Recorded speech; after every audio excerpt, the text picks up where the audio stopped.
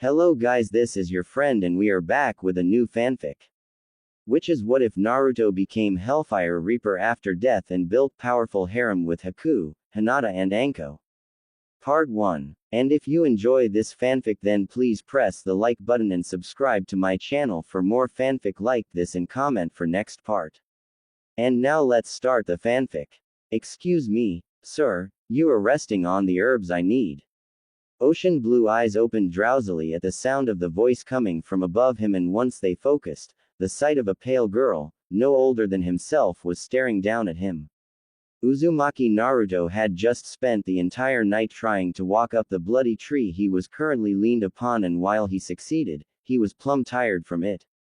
Naruto's face heated up from how pretty the girl was. Her chocolate brown eyes seemed to shine with warmth unfamiliar to him, and add to the fact her onyx black hair was cascading around her shoulders, the bright green leaves from the trees behind her, and the beams of sunlight coming through said leaves, he thought he had died and gone to heaven. Wow, you're very beautiful, Naruto stammered out, the blush on his face darkening significantly. The girl's face tinged pink from the compliment. Thank you Shinobi-san, she murmured, tripping up on her words, clearly taken by surprise by the compliment, but then she smiled. Naruto laughed nervously and raised up from his resting spot and stretched out his limbs. So, what are you doing out here all by yourself? Naruto asked after he lowered his arms. The mysterious woman explained that she was getting herbs for her wounded father. Well then, how about I help you out? No sense in leaving someone as beautiful as you to handle this alone, Naruto stated with a kind smile on his face, which caused the girl to return his smile shyly, pink returning to her cheeks. What is your name? Naruto pointed at his own chest with his thumb and said with a proud tone, I am Uzumaki Naruto, Konoha shinobi and the most unpredictable being on this planet. And what is your name? The female merely smiled up at him and said, Haku. Haku is my name and I'm just a simple flower girl from Wave Village of Wave Timeskip. One day later. Pav. Uzumaki Naruto. Why did you become a shinobi, Naruto-san? Naruto glanced at Haku's curious face. The two of them were currently sitting on the edge of a dock when Haku decided to ask this question out of the blue. Naruto opened his mouth to give her the standard answer he gives anyone that asked that question. So I could become the Hokage. That way, everyone would have to acknowledge me. But Naruto closed his mouth and stared out at the ocean before him. At first, that was his reason. He wanted to become a shinobi and then the Hokage because he was tired of being ignored and being treated as some freak.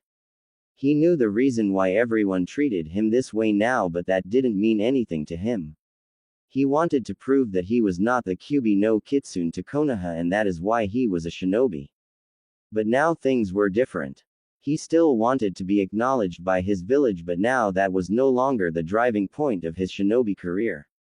But what was his reason if not that?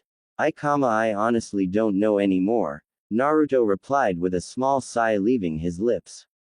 At first, I just wanted to be seen as me, instead of the outcast of my village, but lately, I just feel lost. He saw Haku frown from the corner of his eye and silently, he felt her soft hands touch his face before they turned his head to face her. Naruto-san, don't you have someone precious to you?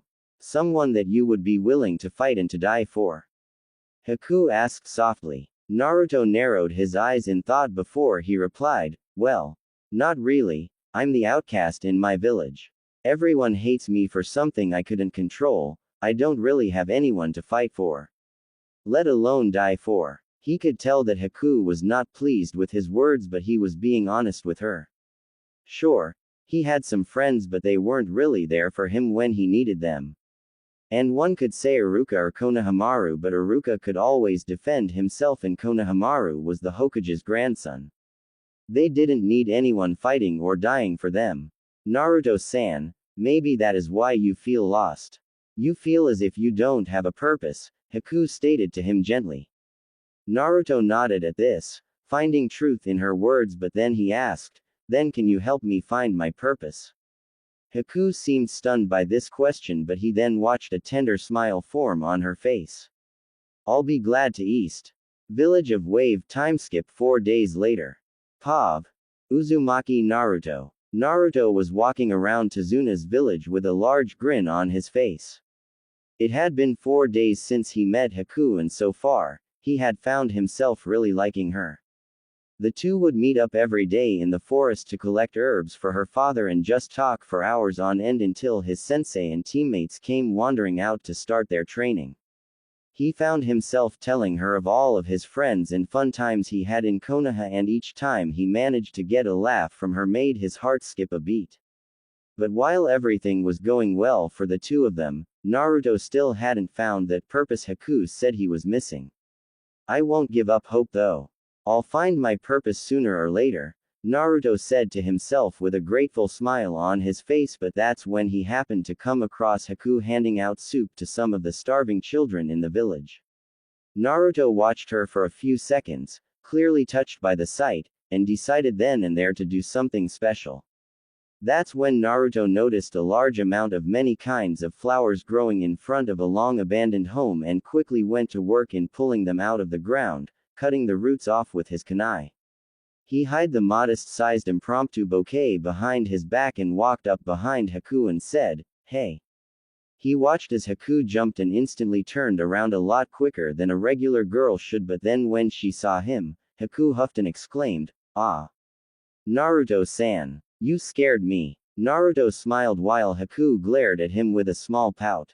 "Sorry, Haku-san. I couldn't help it. I don't get to scare people often," Naruto replied with a large grin on his face and a chuckle. He saw that Haku was about to speak, so without warning, he pulled the bouquet from his back and said, "For you." He saw Haku's eyes widen in shock at the flowers while all the children around them began to giggle and whisper amongst themselves about this turn of events. Wow, Naruto-san, what is this for? Haku asked him softly, her face red. "Well, I saw you feeding these kids and I decided you deserved something nice for doing it," Naruto replied with an earnest smile on his face. Haku gingerly took the flowers from his hands and held them in her arms, clearly unable to reply briefly before she said, "Thank you, Naruto-san.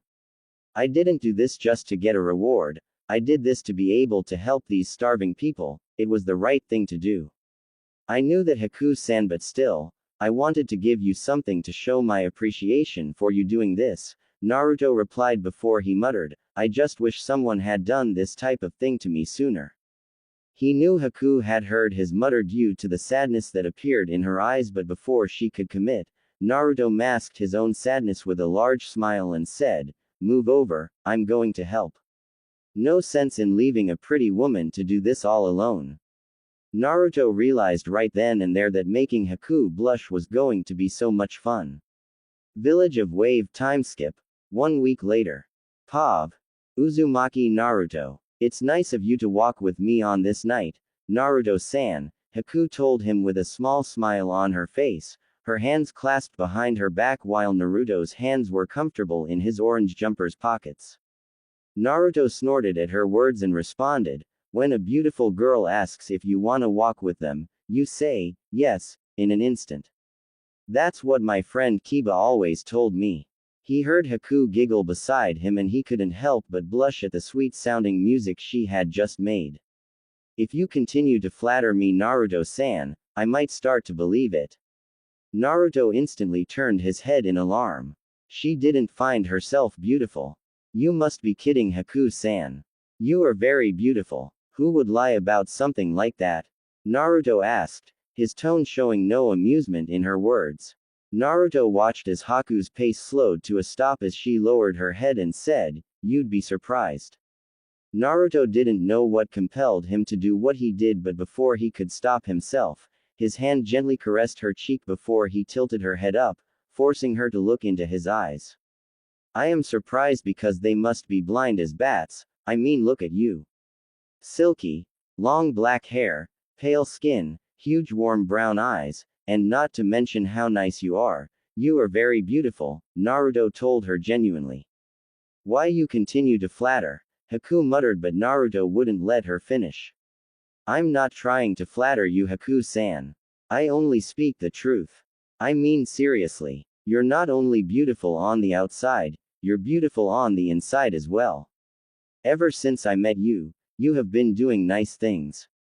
Getting herbs for your father, feeding the kids of the village every single day, and not to mention keeping the children's spirits up when stuff is going bad. You are amazing.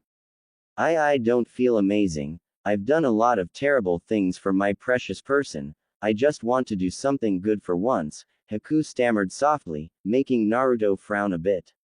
What did Haku do that was so bad? Naruto shook his head. It didn't matter to him what she had done in the past. She was trying to make up for it now, and that was all that mattered.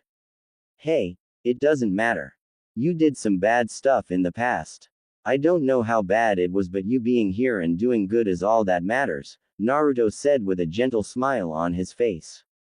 Naruto could see how grateful she was for his words in her eyes, which were now shining with unshed tears of happiness. Thank you, Naruto-kun, Haku whispered before she leaned up and kissed his cheek, making the blonde blush wildly, but he could not wipe the smile from his face.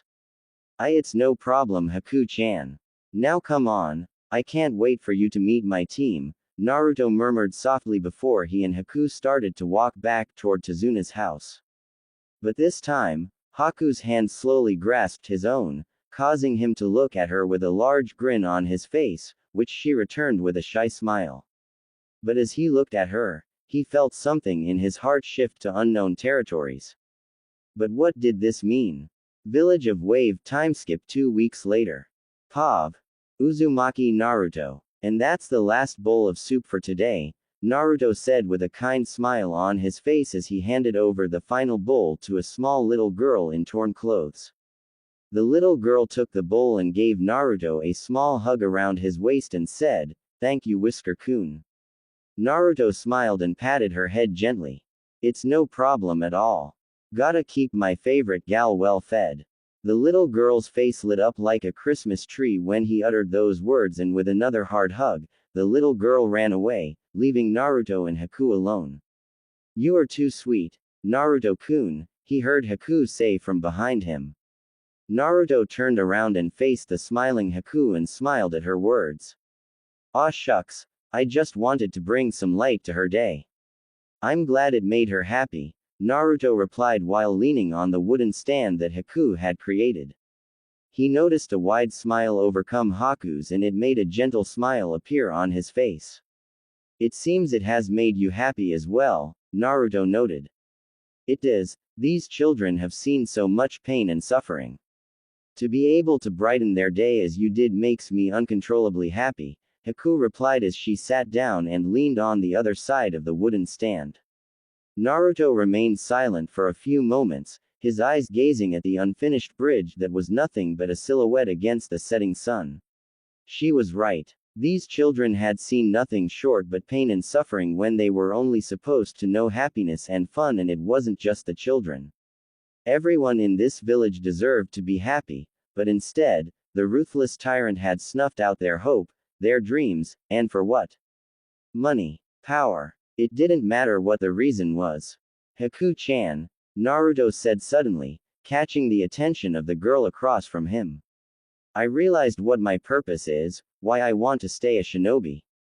From the serious look in Haku's eyes, he could tell that he got her attention, and that alone gave him the strength to continue. "This village has been suffering because of Gato and his army, having to bend to his rules and live under fear. And for those who refused, like Kazuma, were killed to set an example." Naruto turned away from her to gaze at the unfinished bridge and said with a soft tone, "Despite him being a shifty old drunk, Tazuna was the only one brave enough to want to see this village shine with hope and love again. He, and all of those who are building that bridge, are fighting against Gato to bring light back to this place. Despite the dangers, the purpose I had before was selfish and only benefited me, but now I want to be that light."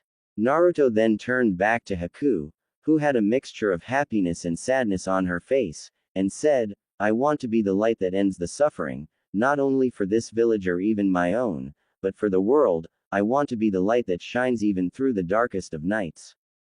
That is my purpose." "That is a wonderful purpose, Naruto-kun. I'm proud that you took up such a noble purpose, Haku said to him softly.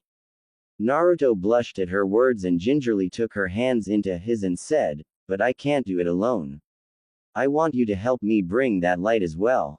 Naruto knew Haku was surprised by his words, but instead of a look of happiness, Haku lowered her head and whispered, I don't think I could be the light you want me to be.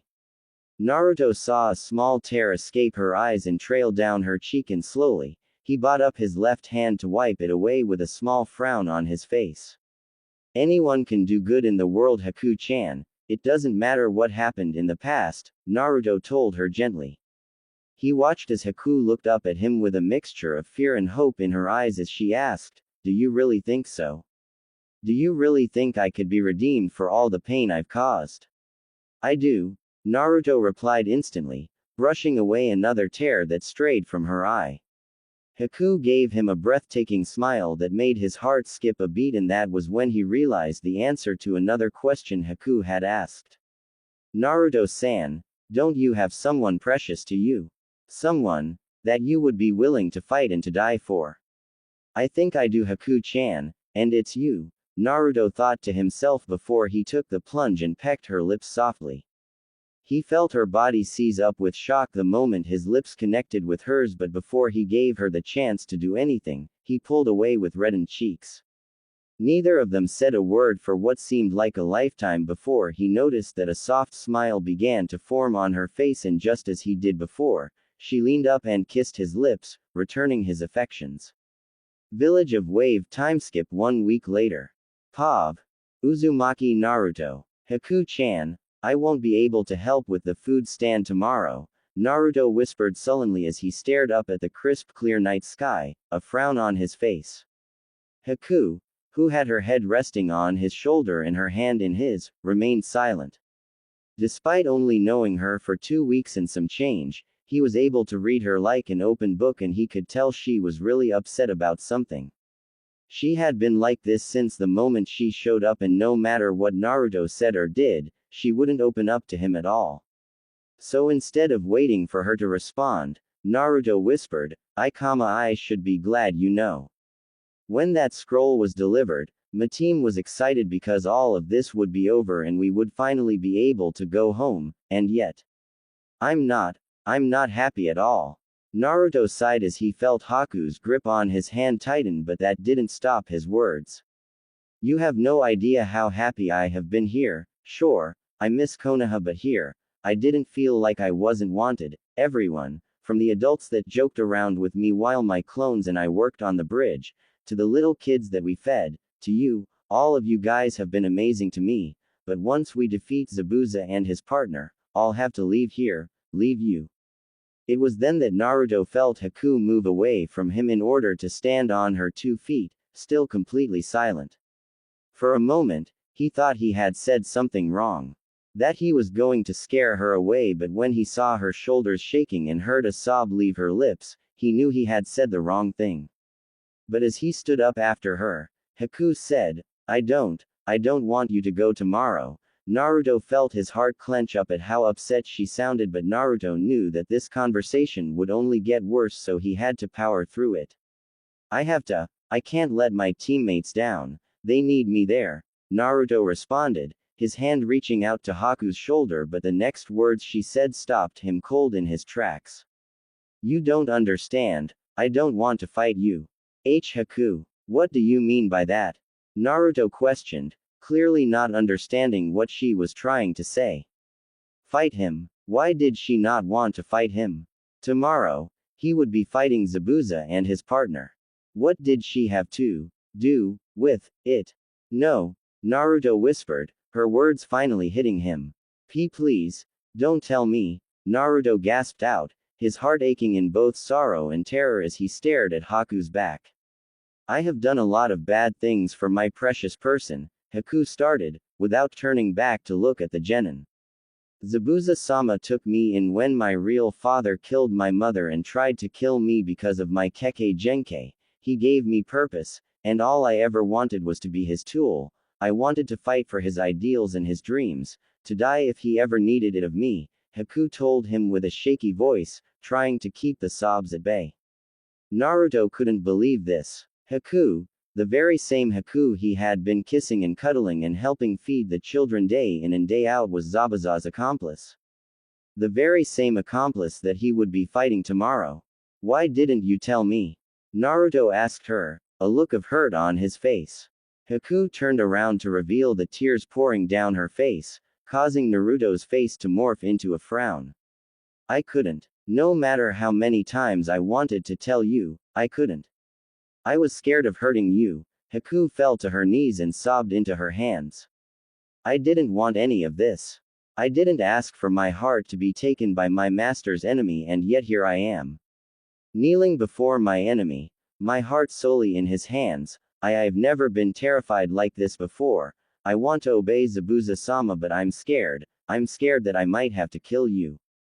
Without stopping himself, Naruto's arms found themselves wrapping around Haku's slim form as she began to break down against him, his wet face burying itself against his neck and her arms wrapped around him as well. Please, she uttered against his neck. Don't go to the bridge. I don't want you to die. I've already lost so much, I can't lose you as well. But Naruto knew that despite her pleas, he couldn't abandon his team. Taking a breath, Naruto said, I don't want to fight you either, and I don't want you to die, but I can't allow myself to turn my back on my team. In the same way, I'm sure you can't turn your back on Zabuza. He saved you from possible death. That outweighs how you feel about me. Haku pulled away from him just enough that she was looking at him in his eyes and said, that's not true. Naruto-kun, I love you. I hate myself for feeling this way, but I do. You have made the past 2 weeks colorful compared to how dull my life had been before. Zabuza gave me a purpose, but you gave me love I thought I would never have. Naruto laughed sadly and replied, and my luck couldn't have been better. I finally find that person I would risk it all for before I have to fight her. I don't know what to do anymore, Haku-chan. I can't abandon my team, but I can't fight you. I can't fight the person I love. It seems fate wants this to happen, Naruto told her with a broken look on his face. Then, if this is our fate, then I want us to be together, to be one, at least this one time, and not a second later. Naruto found her lips claiming his in a hard, desperate kiss. Naruto was blown away by his first kiss. Sasuke will never count, but he returned the kiss to match her desperation. Naruto then found himself falling to the ground with Haku on top of them, and then everything became a blur filled with the sounds of breathy intense emotions, and feelings that neither of them thought they could ever have. And by the end of this rush of wild emotions, the forms of Naruto and Haku rested side by side, their arms wrapped around each other and her head resting against his chest. Whatever happens tomorrow, I will always love you, Naruto-kun, Haku breathed out softly, her fingers intertwined with his own. And I will always love you, Haku-chan, Naruto whispered. And no matter what happens tomorrow, the both of us will walk away alive, and together, Naruto thought to himself as held her close to his body, a look of determination on his face. Village of Wave timeskip 5 hours later. Pav. Uzumaki Naruto. The battle at the bridge had been an intense one from the get-go. Sasuke and Haku fought one-on-one while Kakashi and Zabuza did the same, leaving Sakura to guard the fearful Tazuna. Sasuke had awakened his dojutsu, the Sharingan, and actually had an edge against Haku until she used her Kekkei Genkai to form the demon ice mirrors around him. It was then Naruto leapt into the fray. The intense battle between Sasuke and Haku had suddenly become more somber and heartbreaking as Haku said, "You have arrived, Naruto-kun. I was a little late, but I couldn't let the Tem here fight you, Haku-chan," Naruto responded softly, ignoring the look of shock on Sasuke's face when he said her name. "Dope. This is Haku.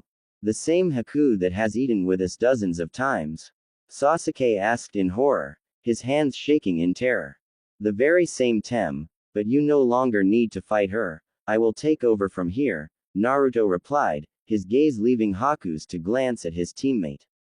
"I don't even want to know how this came to be, but I can't leave you here on your own, dope," Sasuke said as he tugged a Senbon out of his arm before he added, She's too tough for even me to deal with alone, let alone you. Sasuke, please, Naruto asked again, his voice tinged in desperation. Sasuke seemed to get the hint, plus Naruto actually said his name for once, telling him how serious this was, and made his way out of the mirrors, and to his surprise, Haku actually let him out of her jutsu. Naruto turned to the image of Haku that was in the mirror near the top of the dome and said, "Don't hold back, because I won't." Haku nodded and pulled out 3 Senbon, and with that, the battle was on. For 10 agonizing minutes, Naruto had to withstand that storm of Senbon that kept coming his way, and no matter how many clones he threw at her, she was just too fast for him, but he didn't give up. Because he had a plan. Outside of this dome, 10 of his clones stood to watch over Zabuza and Kakashi's battle, and from what Iruka had told him about his clones is that any time one was killed, any information they saw would return to him. So now it was time to use this to his advantage. He was going to have the clones kill one another whenever something big happened during the Kakashi and Zabuza fight, while drawing out his fight as well, so if Zabuza was killed and she was still fighting him, Haku would have no reason to fight him and they could walk out together. He knew that what he was doing was underhanded, but this was the only way he could keep them both alive. But after 10 minutes of this, Naruto fell to his knees, dozens of Senbons sticking out of his body, his own blood flowing from the needles and onto the bridge beneath him. Please Naruto-kun, don't stand up," he heard Haku plead as his breathing came out hoarse and weak. Slowly, Naruto forced himself onto his feet and panted heavily.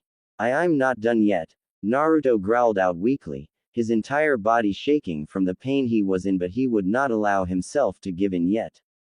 Keep going," Naruto commanded, his vision blurring briefly before straightening out to reveal Haku charging towards him, 3 Senbon clenched in her fists.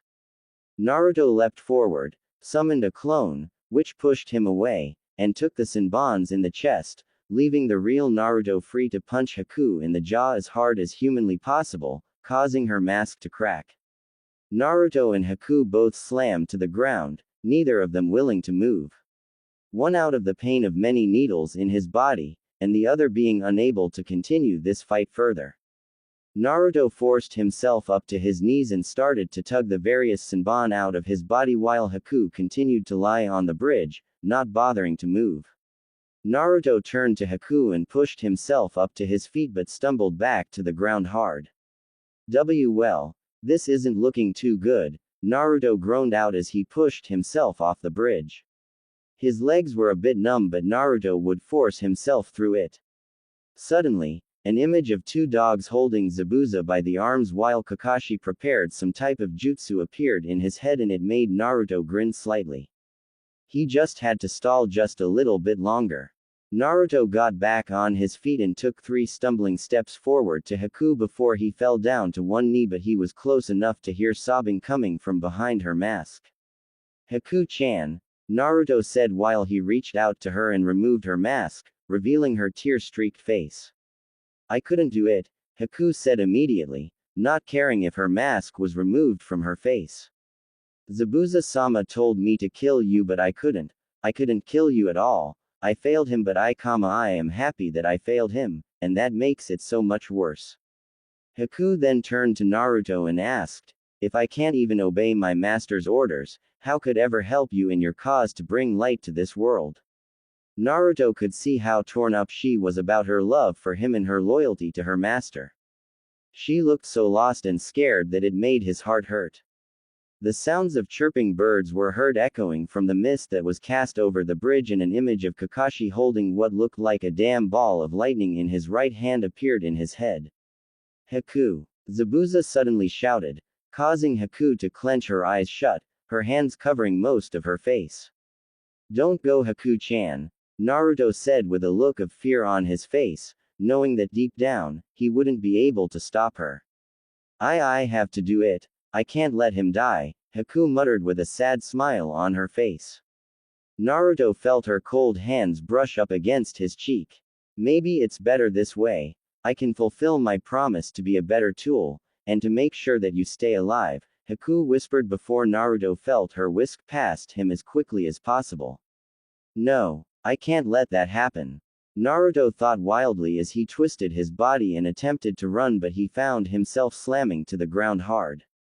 Damn it! Naruto shouted angrily as he slammed his fist against the concrete below him.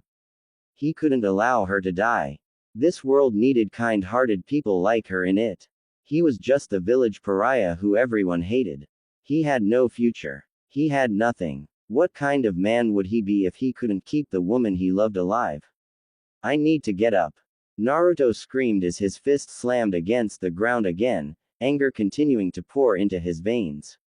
He needed to get up as soon as possible, and nothing, not even his own body, was going to make him quit.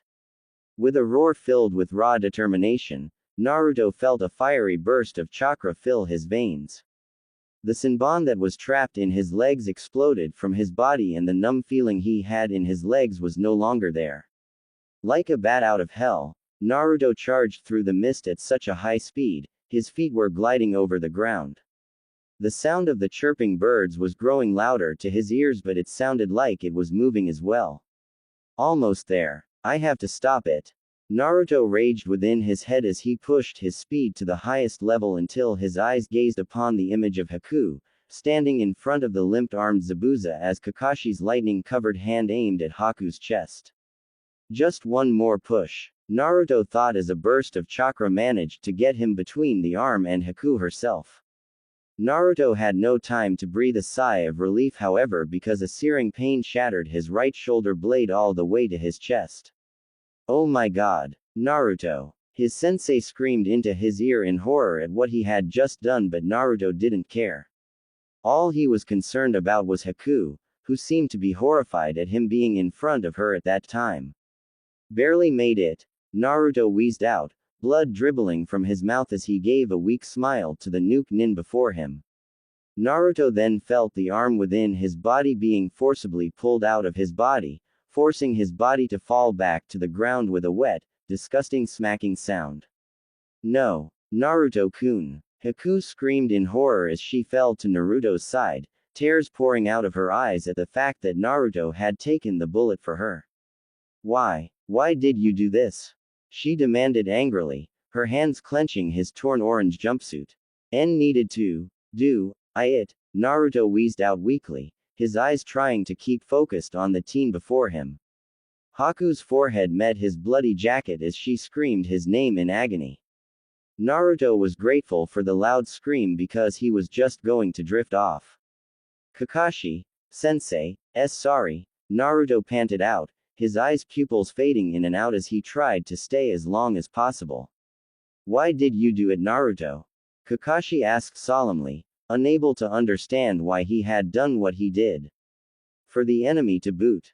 Haku-chan, love her, Naruto stated with a weak smile on his face, his skin now becoming pale. She, nay, needed to stay, alive. She was ttt torn between her love of me and her loyalty to Zabu, za. Naruto-kun, why you selfless fool? Haku shouted angrily and helplessly as she looked at his bloody, pale face. My life is meaningless. I failed Zabuza-sama, I failed you, I am a failure in every meaning of the word. Why sacrifice your life for me? A worthless tool. Why, Naruto-kun? You deserved your life more than I ever did. Haku would have continued to rant if not for Naruto placing a hand on top of her head, causing her to stop speaking immediately.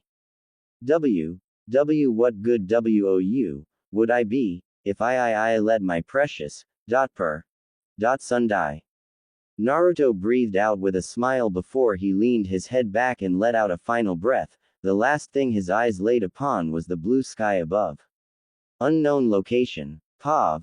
Uzumaki Naruto. What good wou would I be, if I let my precious, son die? Naruto breathed out with a smile before he leaned his head back and let out a final breath. The last thing his eyes laid upon was the blue sky above. Hearing the water crashing around him as he lay on the wet sand beneath him, Naruto opened his right eye and groaned in pain, forcing his body to cooperate with what he needed by getting to his feet.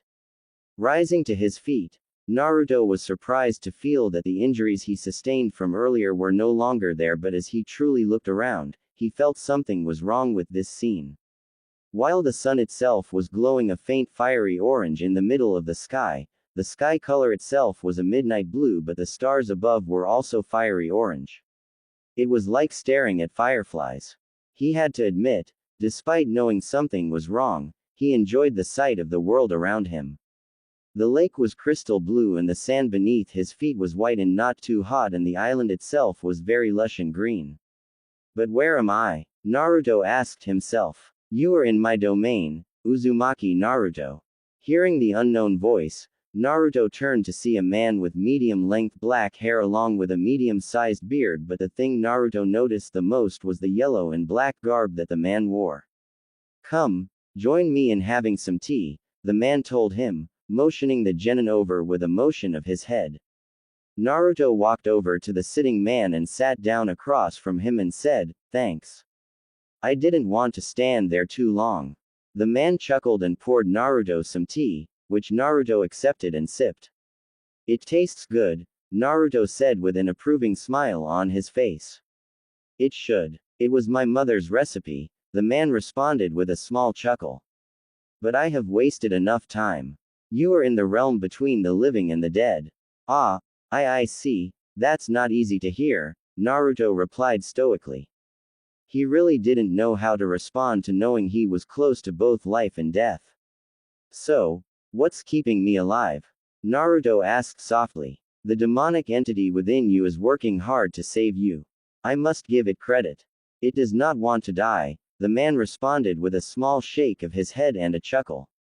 "Well, at least it's good for something at least, but that also answers my question. I was going to ask if you were the Kyuubi."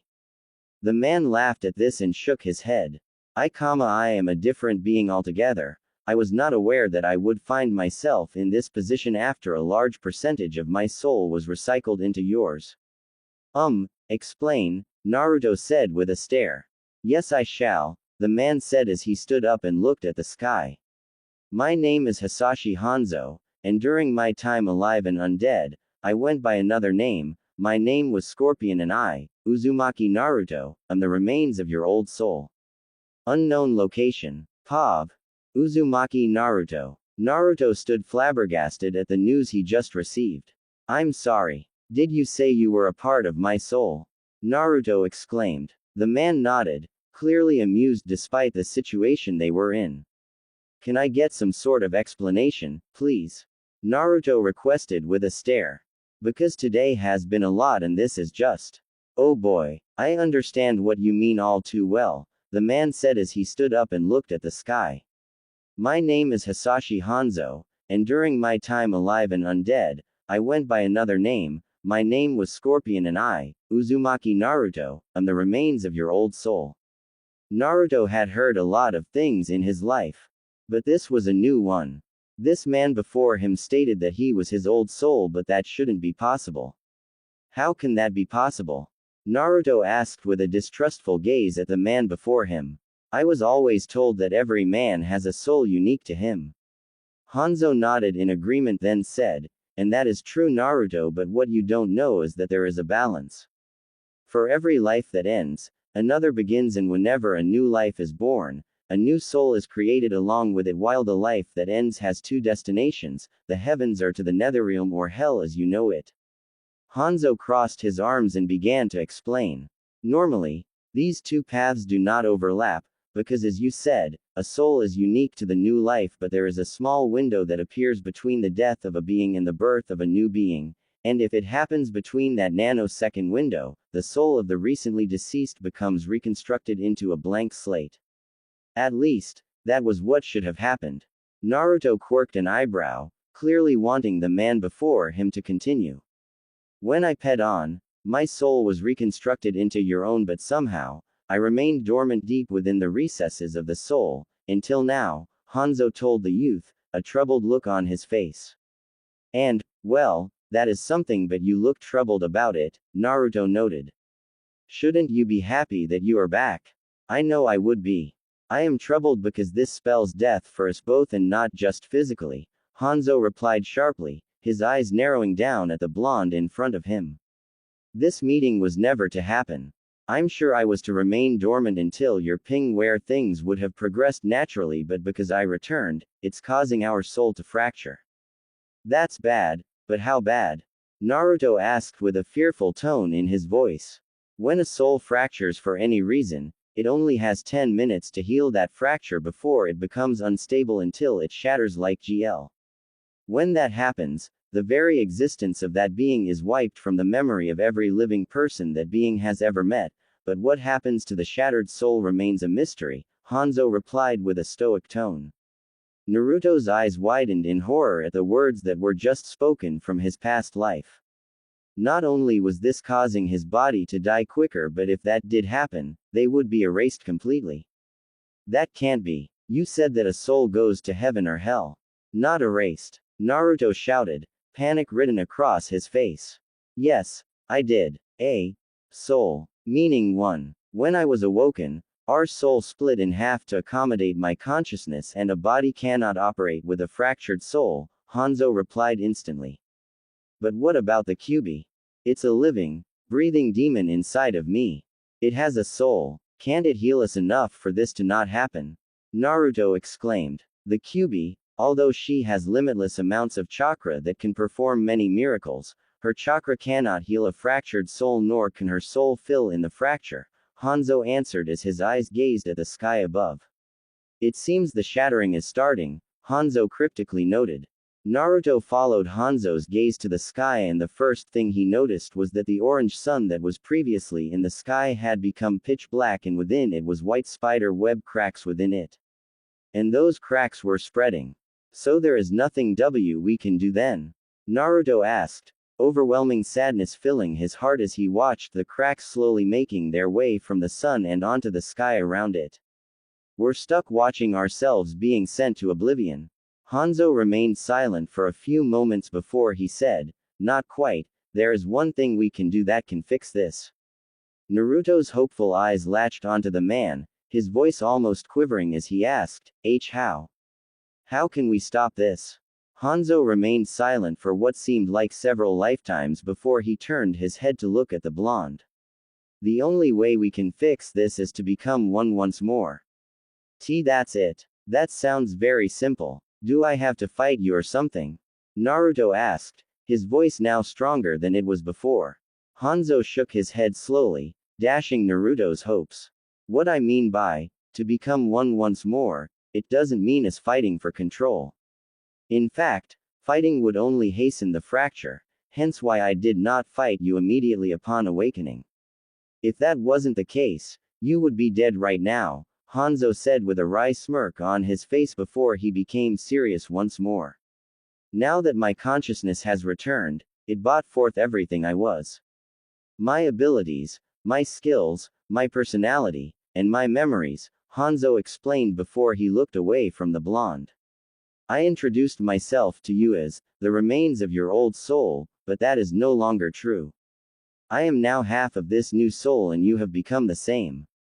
If we combine, we will no longer be Hisashi Hanzo and Uzumaki Naruto.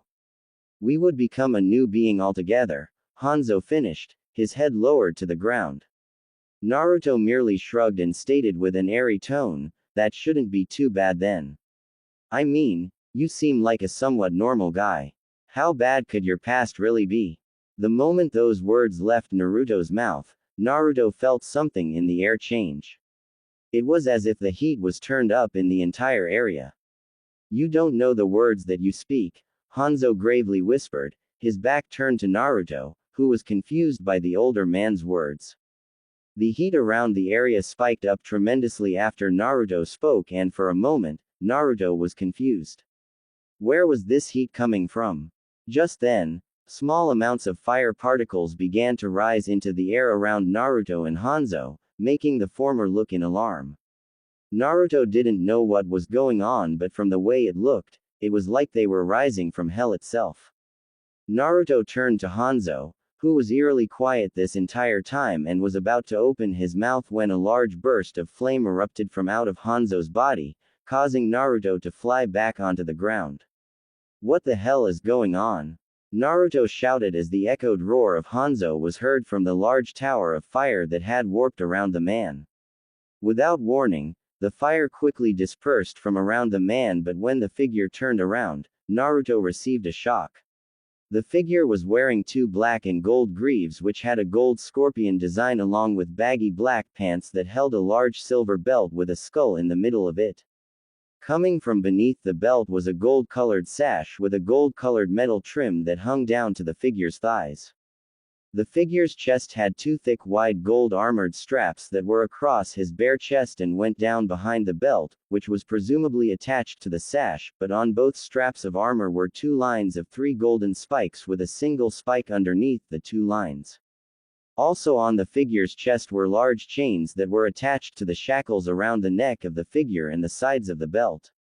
The figure also had his right arm, from his knuckles to bicep, covered in thin chains, while the left arm bore a black metal gauntlet that bore a gold scorpion on it. But when Naruto finally gazed upon the head, his stomach dropped. Instead of the stern, masculine bearded Japanese face of Hanzo was the head of a complete skull, and to make matters worse, the skull was on fire. "What the hell are you?" Naruto screamed, terrified of the image before him. The figure began to walk towards him, the hellish fire around him and scorching the green gr beneath his feet as he screeched, "I am revenge taken form.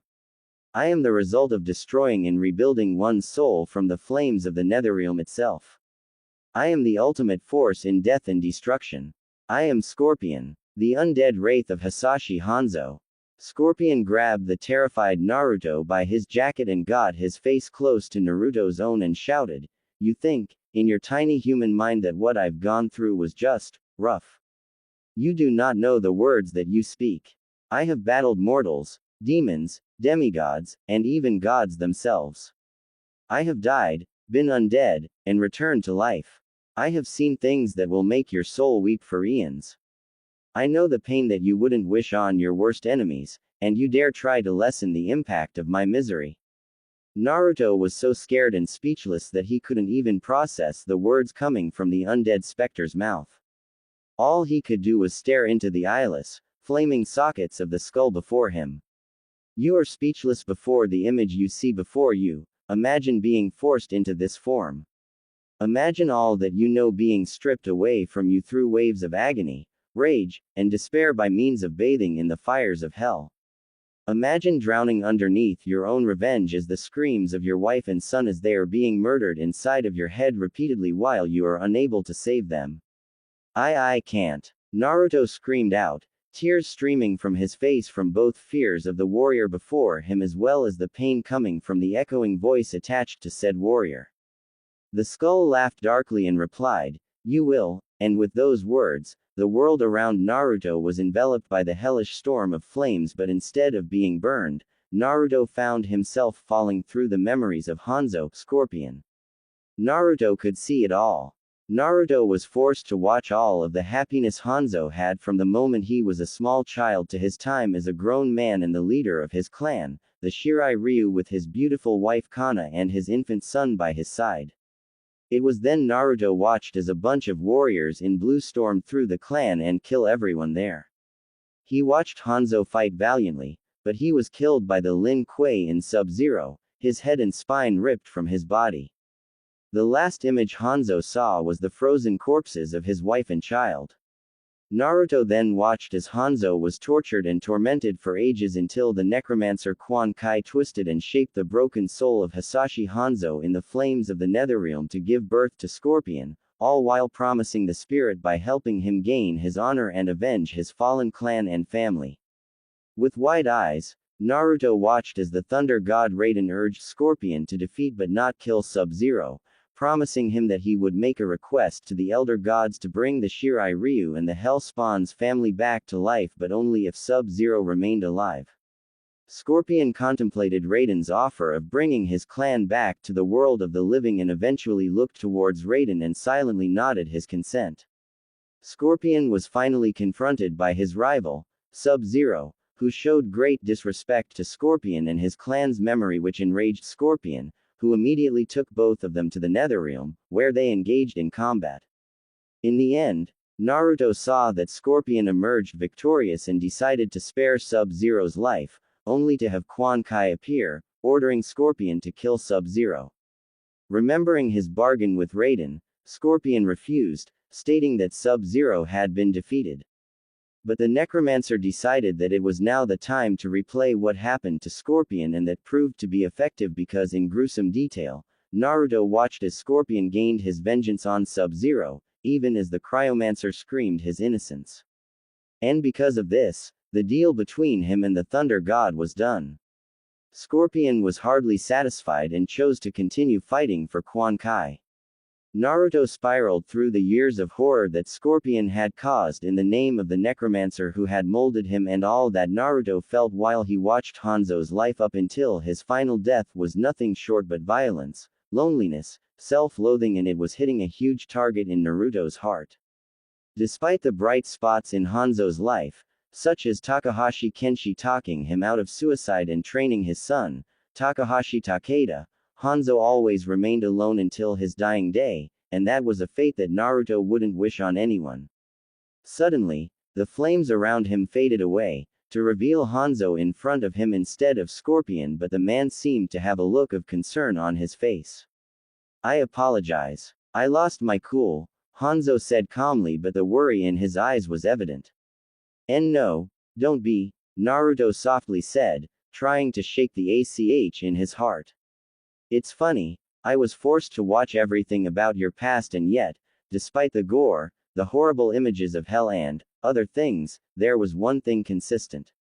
Naruto then lowered his head and whispered, "You were always lonely, when you weren't being with Quan Kai in the Netherrealm as Scorpion, or training Takeda, or having tea with Kenshi as Hanzo, you always sat there, all alone, mourning your wife and your son and loss of both iterations of the Shirai Ryu. You died that way." Naruto's voice seemed to waver in sadness as he added, "The minute you died, I was born and I was alone. Both my parents died during Kyuubi's attack before it was sealed inside of me. I don't have any family or clan. I really don't have friends that would stick with me through thick and thin. Up until recently, all I had were dreams of having a family with me. I guess what I'm trying to say is that, I'm sorry that I insulted you by making light of what you've gone through, and that you aren't alone." But as soon as Naruto said those words, he truly began to think that maybe he didn't want to go through with this after all. Would it honestly be so bad for everyone to forget about him? No one really cared if he was around in his village, and no one really wanted to be his friend. He was truly alone in this world, and seeing Hanzo's memories only amplified that loneliness. If he were to die and his soul shattered, his village would forget all about him and just think that the Kyuubi had died instead of being sealed away inside of him. And not to mention, instead of his birthday being a day of mourning and a day of chasing him down and trying to hurt him, Konoha would throw parades to celebrate. And who knows what would happen to the Kyuubi if he died.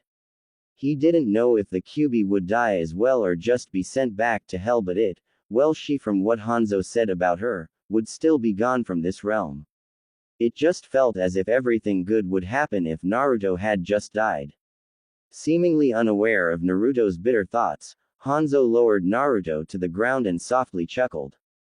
"Thank you, Uzumaki Naruto. I just wish that taking you down my memories didn't cause the degradation of our soul to speed up 7 minutes, Hanzo said as he motioned to the sky above them.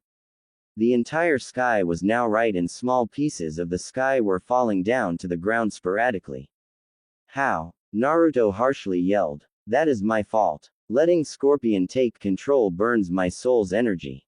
It always has. Because of our situation, it burned our time as well. We only have 3 minutes left," Hanzo replied through his aggravated sigh. "Okay. So tell me something. You said that we will merge completely, right? Will it hurt?" Naruto asked as he faced the clan head of the Shirai Ryu. "I won't lie to you, it will hurt.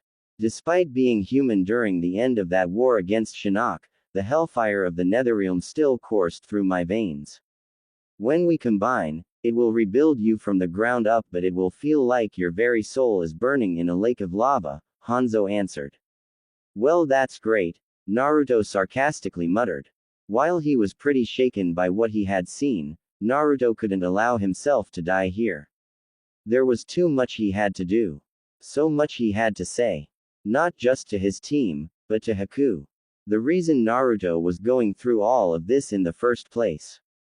Naruto knew that from their night together and from her struggle during their battle to obey her master by not wanting to hurt him. And he remembered how heartbroken she had looked when he took his sensei's attack. She looked as if her entire world ended when he faded away.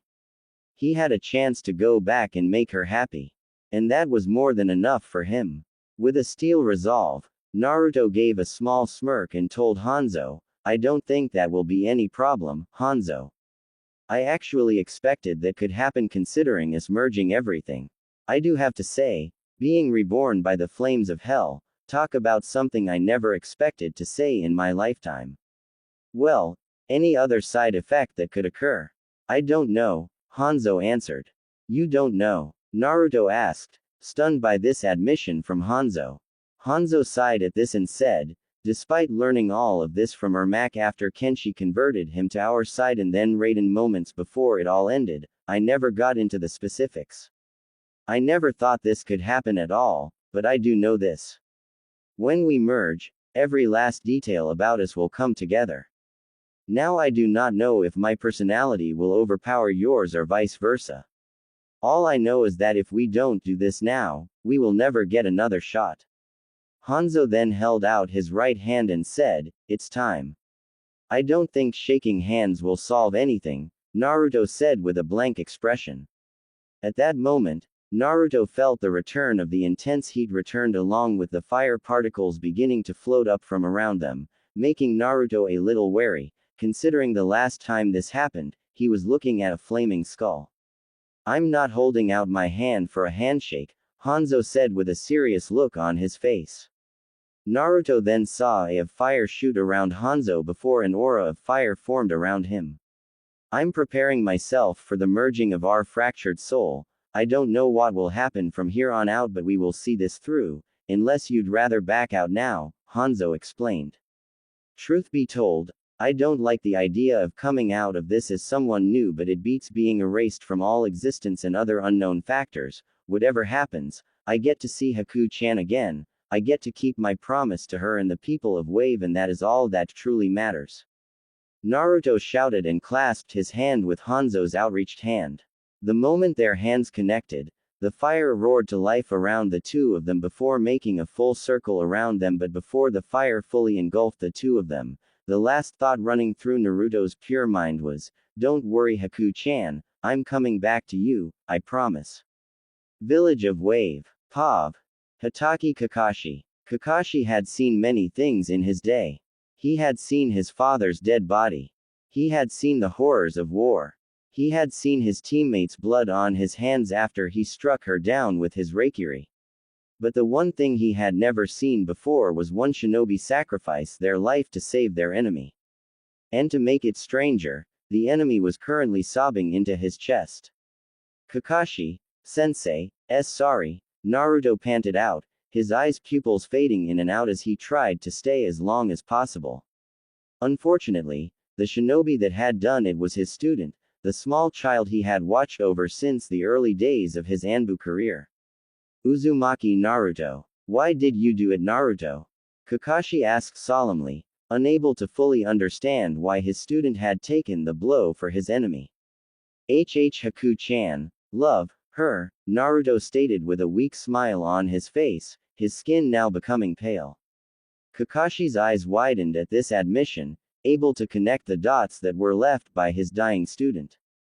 He turned his head to the mask apprentice of Zabuza, who had removed their mask to reveal the kind girl Naruto had introduced them to one day. Kakashi thought she was a pretty nice gal when his student shyly introduced her to him as if he wanted his approval. Which Kakashi found as cute. But now he was furious at the fact that the person Naruto spoke about endlessly was the one who had led to his student's foolish decision. She, nay, needed to stay, alive. She was ttt torn between her love of me and her loyalty to Zabu, Naruto said, pain filling his voice, causing Kakashi to leave his mind and look at his dying, dorky student. Naruto-kun, why you selfless fool? Haku shouted angrily and helplessly as she looked at his bloody, pale face. My life is meaningless. I failed Zabuza-sama. I failed you. I am a failure in every meaning of the word. Why sacrifice your life for me? A worthless tool. Why Naruto-kun? You deserved your life more than I ever did. Kakashi was skilled at spotting liars. He was almost as skilled at that underrated art as his good friend, Mitarashi Anko, so seeing Haku's mannerisms and hearing her heartbreaking tone of voice told him that she was genuine in her feelings.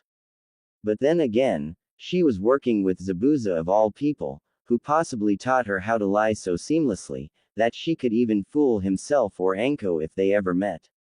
Kakashi watched as Naruto placed a hand on top of Haku's head, which caused her to stop speaking immediately and look up at him, her tears still flowing.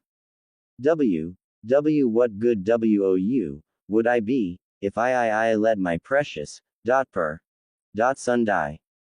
Naruto breathed out with a smile before his head slumped back and his pupils faded away. Kakashi kneeled down and said a gentle prayer as he shut Naruto's eyelids for him, his own heart howling in sorrow. He had watched this child grow into the dorky genin he had been, and while he was unable to always be there, he always made sure that Naruto was protected as much as he could be without revealing the Hokage's favoritism to the youth. Kakashi could remember every birthday cake he had snuck into the youth's home and the random gifts he would leave when the boy was sad. He could remember sitting in his corner as Naruto decorated his home and on more than one occasion, held the child as he slept away the sadness he felt. No longer would Kakashi see those vibrant blue eyes staring up at him with some random ramen fact.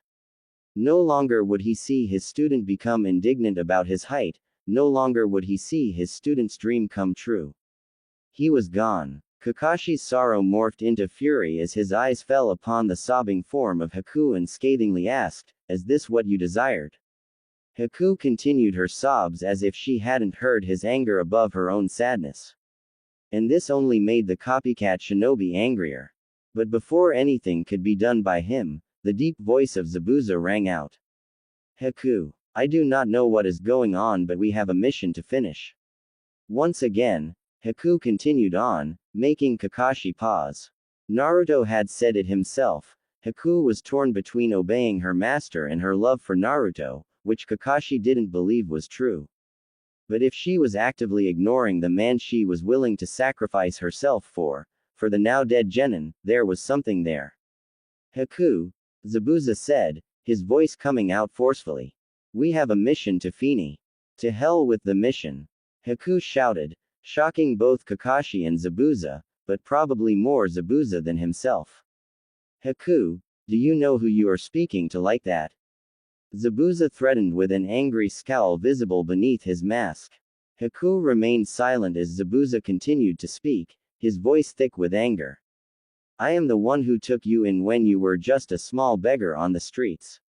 I trained you to be my tool and I command you to remove yourself from the dead shinobi. Kakashi watched as Haku kissed the lips of Naruto before she slipped on her mask, as if she was masking the fear of disobeying her master, and stood tall before she turned around and said, Why, you're right, you found me after my father killed my mother and I killed him. You taught me all that you knew and put me through hell, you raised me to be an emotionless tool. Kakashi noticed that her voice remained gentle, almost sad as she revealed her past out in the open, but she continued before he could dwell on it further. I followed you, at first out of obligation for you saving my life and giving me purpose, but soon, I started to look at you as a father, but all you saw me was as a tool. Kakashi saw an unfamiliar emotion behind Zabuza's eyes, but they quickly vanished, replaced by a cold, unflinching look. That is what all shinobi is, Haku. A means to an end for anyone that needs us. You are no different. Naruto thought I was different. Haku snapped, anger immediately filling her voice, which once again shocked Kakashi and Zabuza. All he wanted was for me to be at his side to fight for the light of this world. Not as a tool, not as someone beneath him, but as his partner. Kakashi watched Haku's right hand rise to her chest, her head looking away from Zabuza as she whispered, Naruto believed in me, despite all of the evil that I had done as your tool, he believed that I could help him. Even when I lost that faith in myself. And with him gone, I won't let his promise go in vain. Kakashi heard the pain in her voice as she spoke to the man she viewed as a father, and even more of it when she mentioned Naruto's ping and hearing that made the anger in Kakashi's heart die out. She was sincere about her feelings for him. There was no longer any doubt about it. What are you saying, Haku? Zabuza angrily whispered, Kakashi noticing that his enemy's eyes were glowing with the negative emotion inside them. I'm saying that as much as I care about you, I can't allow you to interfere in my new mission, Haku said, her voice becoming stronger in Kakashi's ears. I am no longer your tool. For Naruto, I will fill this world with light. Where no shinobi, no human should think of their fellow man as mere tools. Zabuza let out a scathing laugh at Haku's declaration and questioned, so you are truly willing to leave my side over a brat you met in such a short amount of time? How foolish. The kid is dead. Do you think it matters that you keep his dream? Zabuza leaned his battered body against the steel railing of the bridge and said, the kid sure did brainwash you. He filled your head with such flowery, naive words and you ate it up like a damn idiot. Haku, you live in a world that is grim and dark. This world will swallow you whole and lead you to your death, like it did him. He died because he didn't want me to die for you. Haku responded, her voice coming out sad and yet enraged at the same time. He sacrificed his life because he knew how much you meant to me, and yet you talk down about him like a mere roach.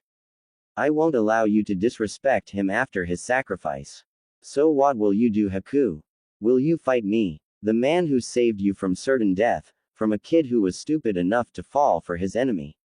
Zabuza asked with a grave tone in his voice.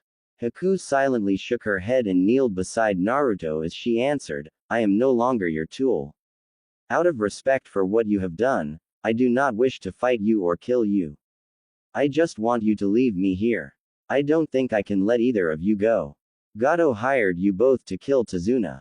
There is no way I will allow you two to go without knowing if Tazuna is safe, Kakashi suddenly said to the two of them, a confused frown on his face.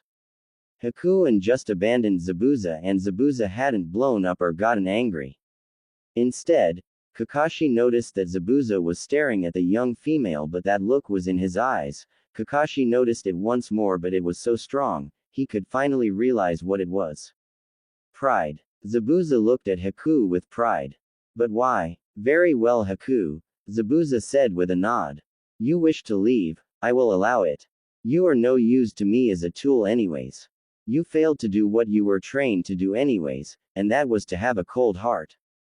Kakashi could tell from Haku's body language that she was upset by Zabuza dismissing her as his tool, but then it became strong. Haku kneeled next to Naruto's body and replied, Zabuza-san, the moment Naruto-kun stepped on this bridge, I knew I couldn't fight and kill him or his team. Kakashi opened his mouth to speak, but a weasel-sounding voice coming from the distance was heard saying, such a sad conversation, Zabuza-san. So I assume that you couldn't complete your mission, Demon of the Hidden Mist. Kakashi watched as the mist dissipated, revealing Gato and a large band of thugs behind him, telling Kakashi that a double cross was coming for his enemy, and from the look of realization and then rage, Zabuza understood as well. So, the businessman grows a spine, Zabuza stated, a mirthless chuckle leaving his lips. I should have known it would come at a bullshit moment, but it seems when it rains, it pours, Kakashi muttered with a frown on his face, interrupting Zabuza. So you are the man we are here to stop. Expected you to be taller. Gato gritted his teeth, but then he smirked and replied, and I expected you and your rotten shinobi to be dead. But we can't all get what we want. Well, at least at the moment. Kakashi and Zabuza traded glances before the two narrowed their eyes at the smaller man as the latter said, you failed in getting rid of all but one of these maggots, so I have decided to terminate our deal, and allow a suitable replacement for you. He sounds so smug, Kakashi grumbled to himself as he narrowed his eyes, realizing he was becoming weaker due to the overuse of his Sharingan. So it seems you betray me. Good. I finally get to do what I planned to do from the start and kill you, Zabuza stated with amusement dripping from his voice before he asked, who is the fool that protects you from my blade? I am, a deep, almost echoing voice answered Zabuza's question. The crowd of thugs seemed to part as a 7 feet tall male with blood-red armor which had a black GI above it, with the sleeves torn from it with black gloves, walked through the middle of the parted group. Kakashi noticed that the man has light brown eyes and his blood-red armor extended all the way to the bottom half of his face, covering it up. He also noticed that underneath the red armor, the man wore a white cloth that also covered both sides of his face and the top of his head. The mysterious man also wore a red conical straw hat which was known as a casa, which looked to be the same material as the red armor over the white cloth, and he also seemed to be wearing what seemed to be a bronze-colored ring around his neck which he wears over his red armor. Also, the armor covering his arms and torso is plated. But the main thing Kakashi noticed was that the man was wearing an Iwagakure forehead protector on a black cloth. Let me introduce Joki no Oni, Demon of the Steam, Han. A very powerful shinobi from Iwagakure no Sato, and he has taken on the mission of protecting me and killing all of you, Gato stated with a loud laugh. I always have a backup, Zabuza-san. And this one will be the end of you, Gato stated before he chuckled cruelly. And I will enjoy watching you all die. Kakashi let out a harsh scoff and stood tall and replied, you think adding him will stop my team and I from completing our mission? Trust me, it'll only make me angrier, and that makes me more determined. Kakashi, Zabuza stated with a smirk. Looks like since my contract has been ended, I no longer need to fight you. Well, that is all well and good, but now we have a new problem. Do you mind the team up of the desperation variety? Kakashi asked with a nonchalant tone, despite the severity of the situation. I would like nothing more. My arms are weakened but thankfully not broken. I should still be able to wield Kubikiri Hako just at half power, Zabuza growled out as he picked up his blade from the ground and held it at his side. Kakashi could see Zabuza's arms shake under the weight of the blade as well as the blood dripping from multiple wounds on the man's arms, but he would not denounce his strength now. I will east in this as well. Kakashi and Zabuza looked back and saw Haku walking in the middle of the two, her voice as cold as the elemental Kekkei Genkai she wielded. Haku, Zabuza breathed out, his eyes narrowed at the female Nuke Nin. I may not be your tool, but Naruto-kun died wanting to liberate this village and Gato is the one in the way. I will start his dream by ending the very mission that gave him this dream, Haku stated as she pulled out her senbon. Kakashi nodded and said, trust me, the more, the merrier. We are going to need all the help we can get outside of my squad protecting Tazuna. Kakashi had noticed, with pride of course, Sasuke and Sakura in the distance standing with the scared Tazuna behind them. He didn't even have to tell them to do it. So, 3 against 1, Kakashi heard the armored Iwa shinobi state before he chuckled lowly. You all should have bought more men. Zabuza scoffed and yelled, save your bravado for the demons in hell. Let's begin. Kakashi shouted before he, Haku, and Zabuza launched themselves toward the imposing armored shinobi from Iwa. But if any of them had noticed, the border around Naruto's wound began to glow a dull fiery reddish-orange. Village of Wave. Team Desperation vs Joki no Oni. Let's begin. Kakashi shouted before he, Haku, and Zabuza launched themselves toward the imposing armored shinobi from Iwa. Kakashi was the first to meet Han straight on, his right fist colliding against the right forearm of the armored shinobi, but Kakashi quickly found himself being socked in the jaw, causing Kakashi to soar past Zabuza, who began to swing his blade from his side towards the Iwa nin. Han sidestepped the first wide swing of the Kubikiri Hako, then ducked the second swing before kicking Zabuza in the stomach, sending Zabuza skidding backward. Before Han could follow up, Haku vaulted over Zabuza's body with 5 senbon clutched in her hand. With AF of her wrist, the 5 senbon flew towards Han, but the Iwa shinobi disappeared in an explosion of steam. Haku landed on the ground and was quick to maneuver from side to side to avoid the quick jabs of the Iowa shinobi, but she failed to block the rather quick kick that struck her stomach, sending her flying towards a running Kakashi. Kakashi leapt over Haku as he completed a set of hand seals and shouted, "Kaden, Gokaku no Jutsu. Fire style. Great Fireball Jutsu." Han eyed the giant fireball that was shot from Kakashi's mouth and couldn't help but chuckle as he slipped his right hand into his GI. With a burst of steam from the furnace attached to his armor, Han muttered, "Futen, Joki Domu, boil style, steam dome." The steam around Han quickly whipped up around him into a hazy orb around him as Kakashi's jutsu slammed into the orb, clashing wildly.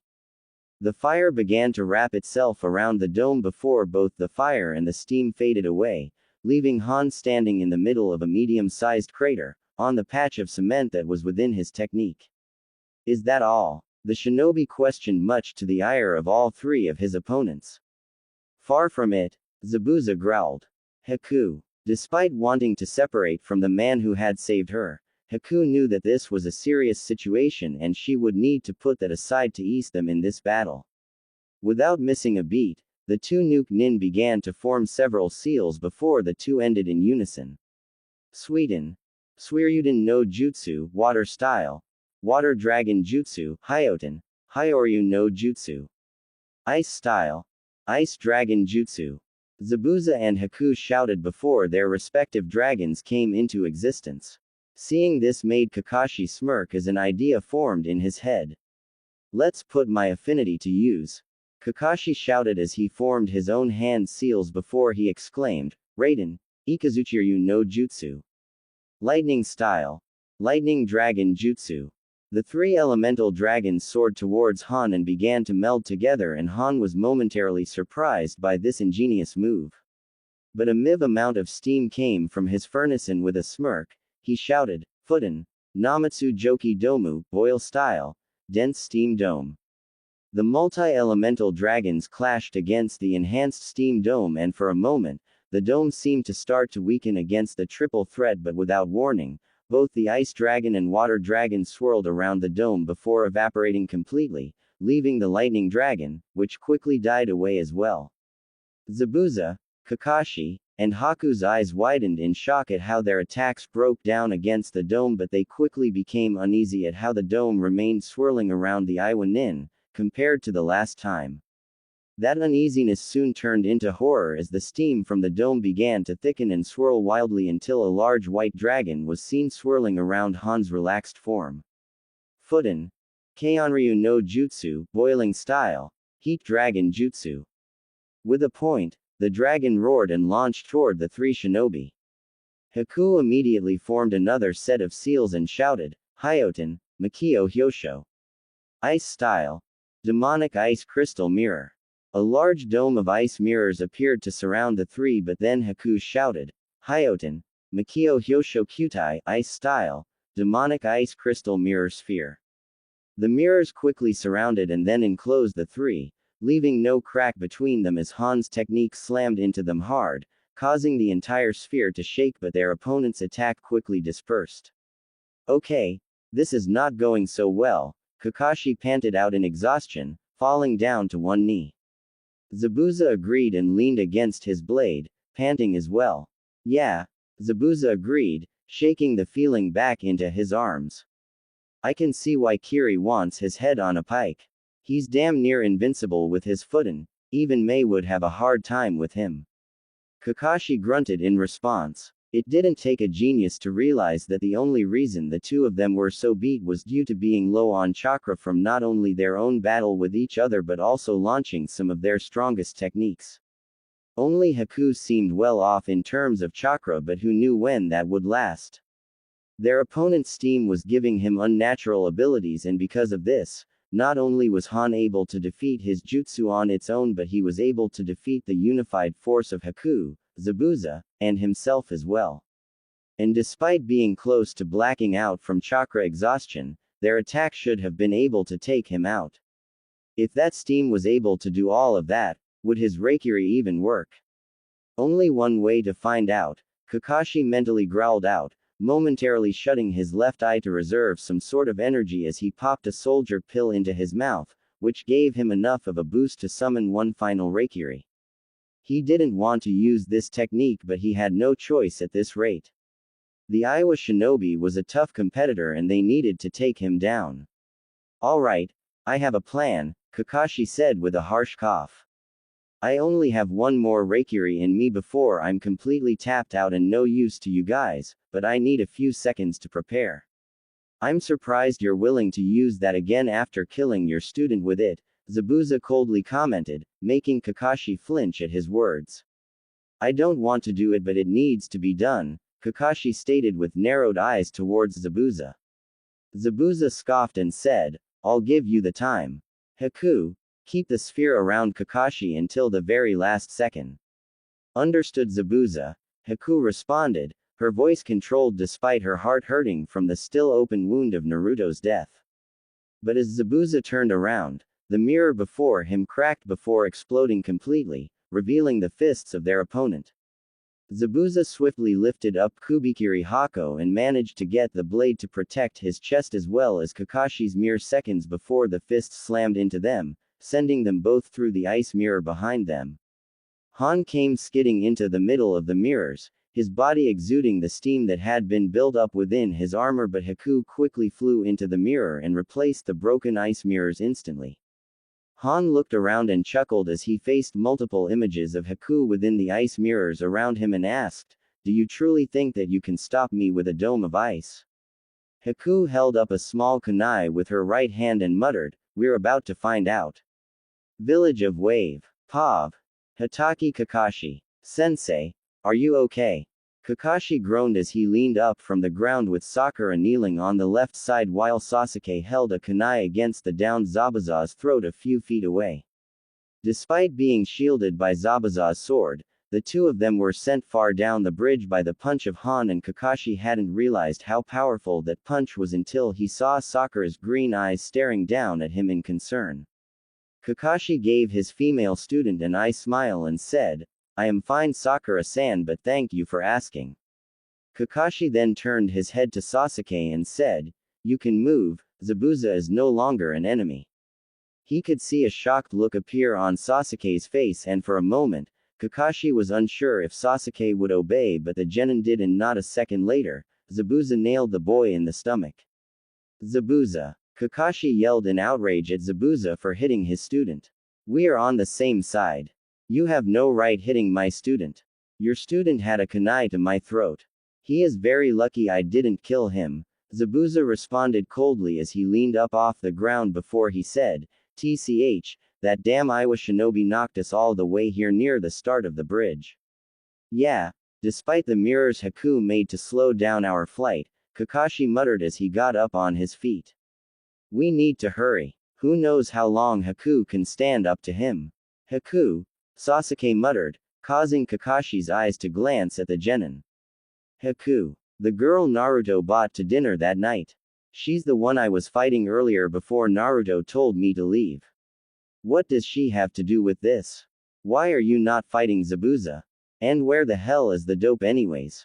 He should be helping us guard Tazuna. Kakashi turned to Zabuza and said, You go ahead. I'll catch up soon. Zabuza scoffed at this and quickly dashed away, leaving Kakashi alone with his remaining students and Tazuna, who had fainted due to exhaustion and fear. Kakashi was going to ask how they didn't know about Naruto, but Kakashi quickly realized that the fog was truly thick and they were far away enough to not see what had happened to the blonde, but not far enough for him to not sense their chakra signatures. He decided that he would let them in on to why he was helping Zabuza and Haku, but he wanted to avoid telling them about Naruto until the mission was complete. Gato betrayed Zabuza during our battle and bought a strong shinobi to kill us all.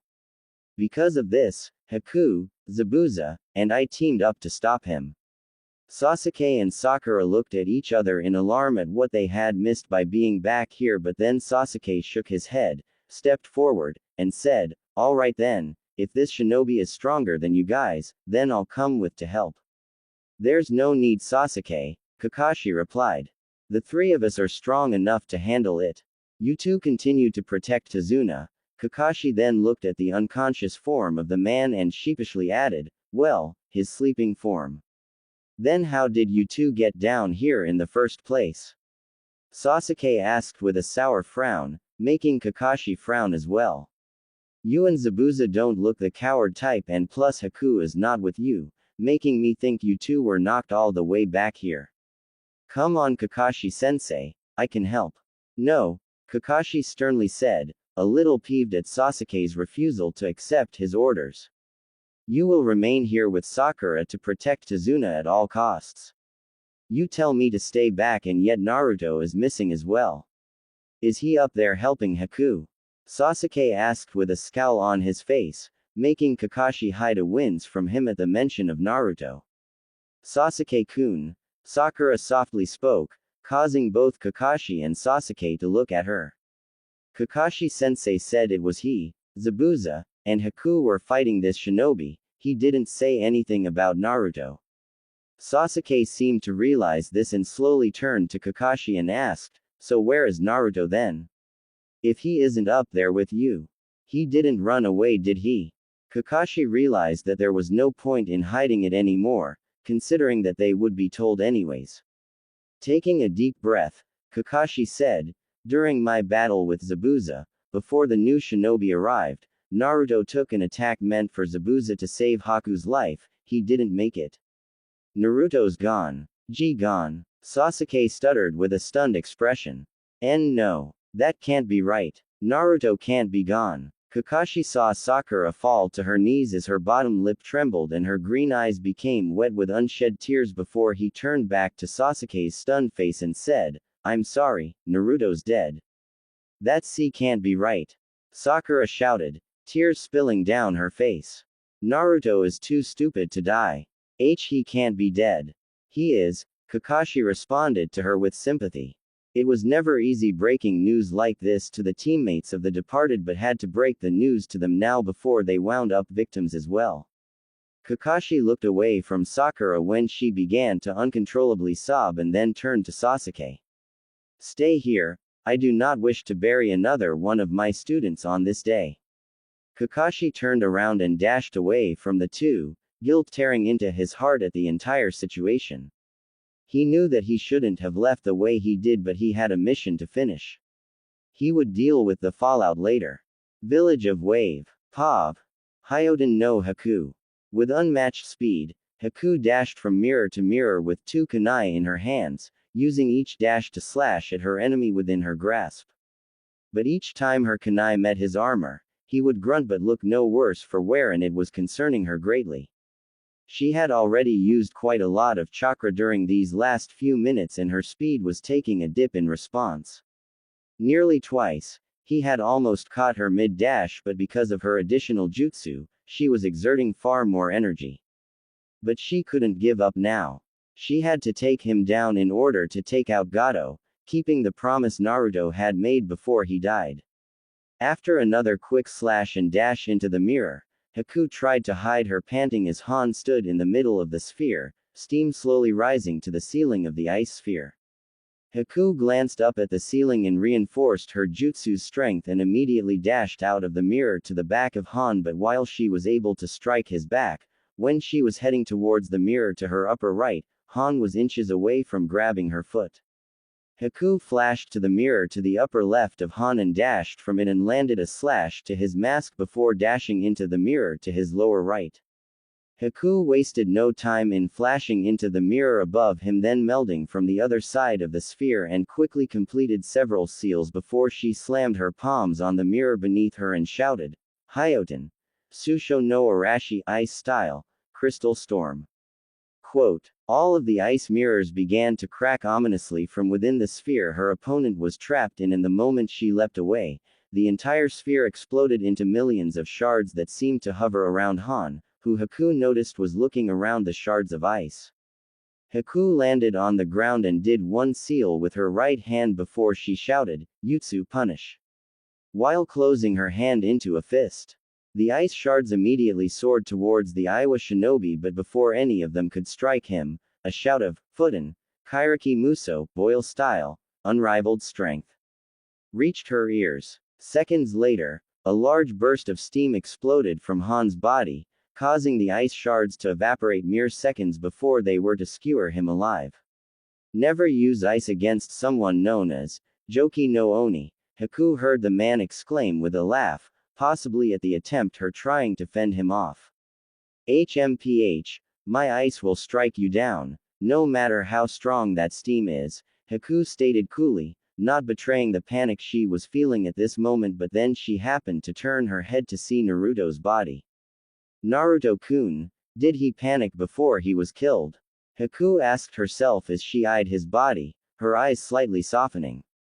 He must have. He knew he was going to die from Kakashi-san's attack, but he did it regardless and faced his death with dignity.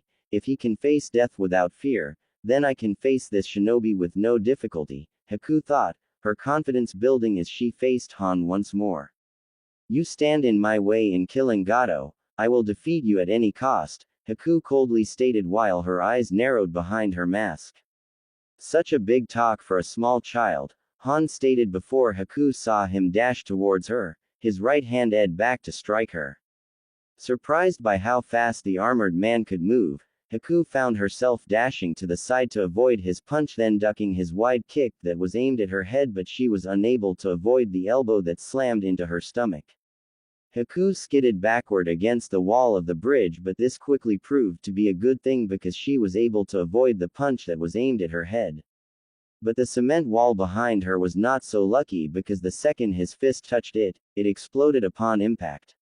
Haku quickly jumped up and kicked his face with both feet, sending him taking 3 steps backward.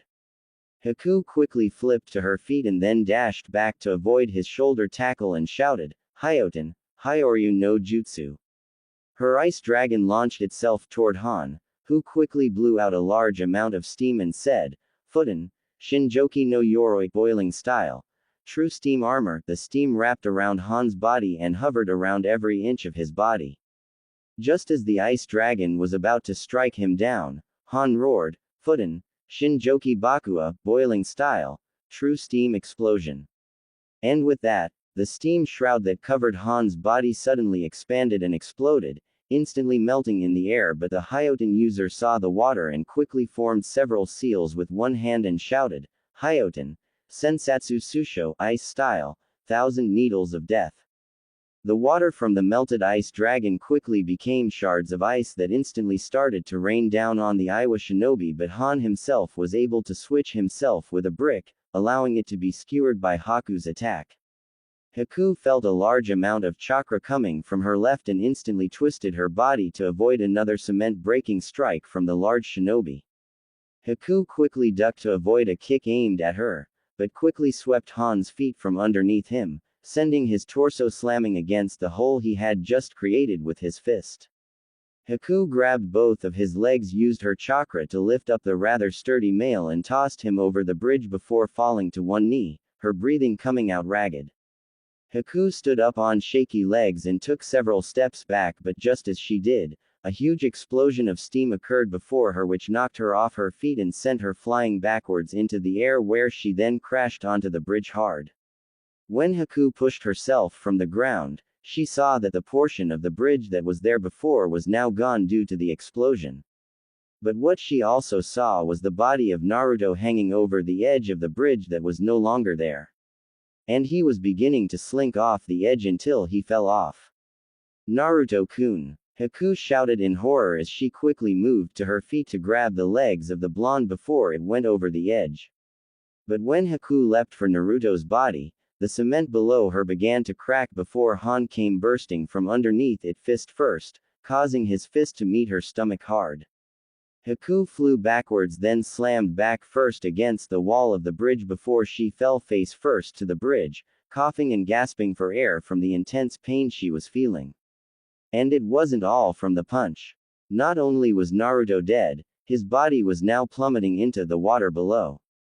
Never getting the respectful burial she knew he was going to get once Gato was dead. Haku pushed herself up to her knees and then onto her feet, but she stumbled back onto her knees as she coughed hard, causing blood to land against her mask. Just a few seconds later, She felt a large amount of chakra building up before her, and that was when she looked up to see Han appeared before her, his hand at back, ready to take off her head. But without warning, a large water dragon slammed into Han's side, taking the man off of his feet and thus, saving Haku from her fate. Are you okay, Haku? Haku looked up to see Zabuza standing before her, his blade sitting proudly on his shoulder. I am fine, Haku replied coldly, trying to hide the physical and emotional pain she was currently in. She watched as Zabuza's eyes flashed down to her torso, which had her bare red-colored stomach showing due to the steam from Han burning off that part of her houri before he narrowed his eyes. Zabuza turned his head away from her to stare at the downed Han and muttered, "Stay, I will take over from here," before he dashed off to battle the steam-using shinobi. Village of Wave. Pav. Momochi Zabuza. Zabuza could see Han rising to his feet and didn't hesitate to start charging toward the shinobi with his blade scraping the ground beside him. The moment Zabuza got close, he swung his blade at an upward angle, hoping to cut the shinobi in half.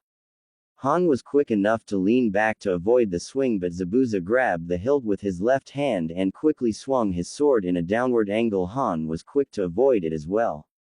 Zabuza twisted his body, switching the hands that were holding his blade, and swung it hard to try to bisect Han, but the Iowa shinobi stepped back to avoid it but didn't get too far due to Zabuza instantly following up the wide swing with a kick to the gut.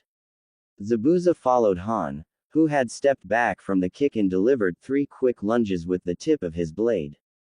Han maneuvered away from the lunges but was once again caught by surprise by the sudden twist and kick by Zabuza, which nailed him in the chest. Zabuza got into a kneeling position with the blade before him and dashed forward sharply, causing the cement to rise in front of the blade before swinging the blade upward, but Han managed to switch out with a block of cement just seconds before he was cut in half.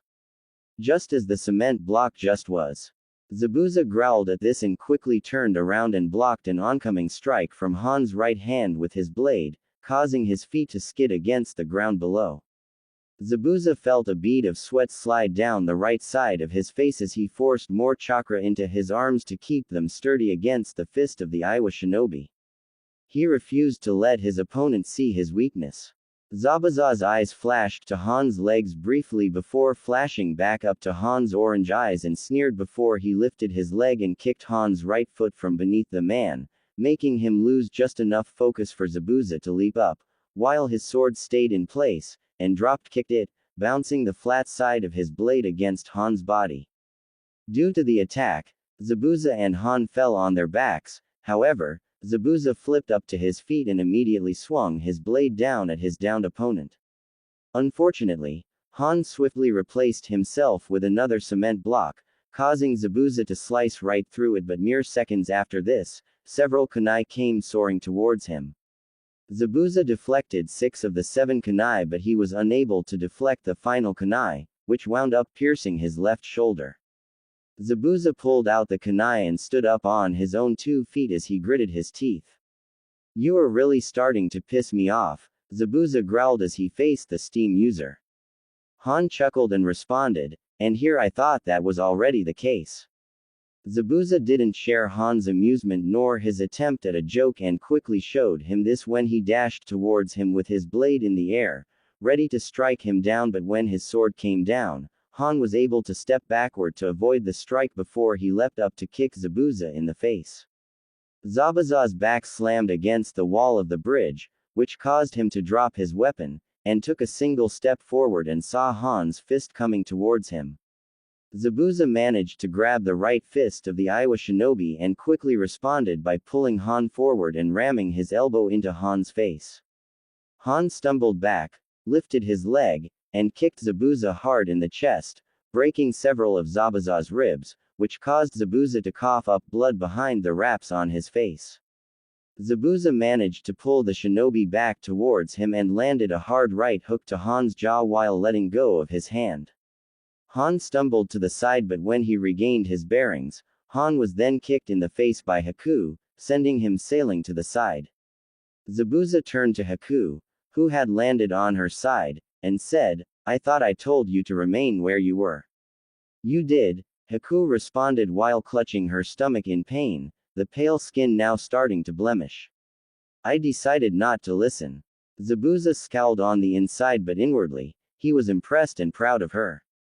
All Zabuza wanted from the moment he realized he cared for Haku far more than a tool was for her to become her own woman. Before this mission, she would do anything and everything he asked her to do.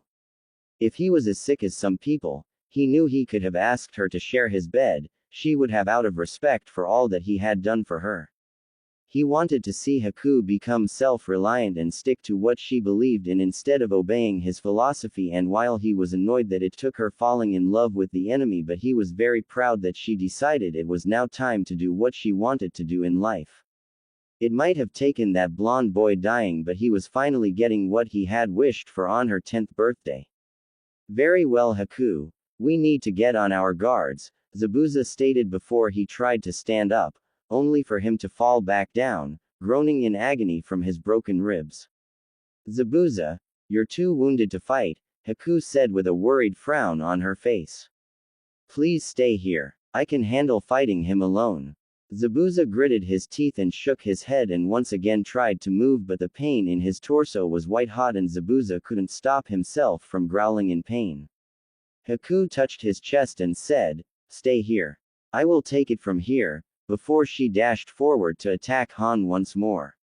Zabuza watched as Haku maneuvered around Han's attacks, but she was clipped in her side hard by a sidekick, which caused her to stumble before he landed a solid hit to her face, which shattered her mask.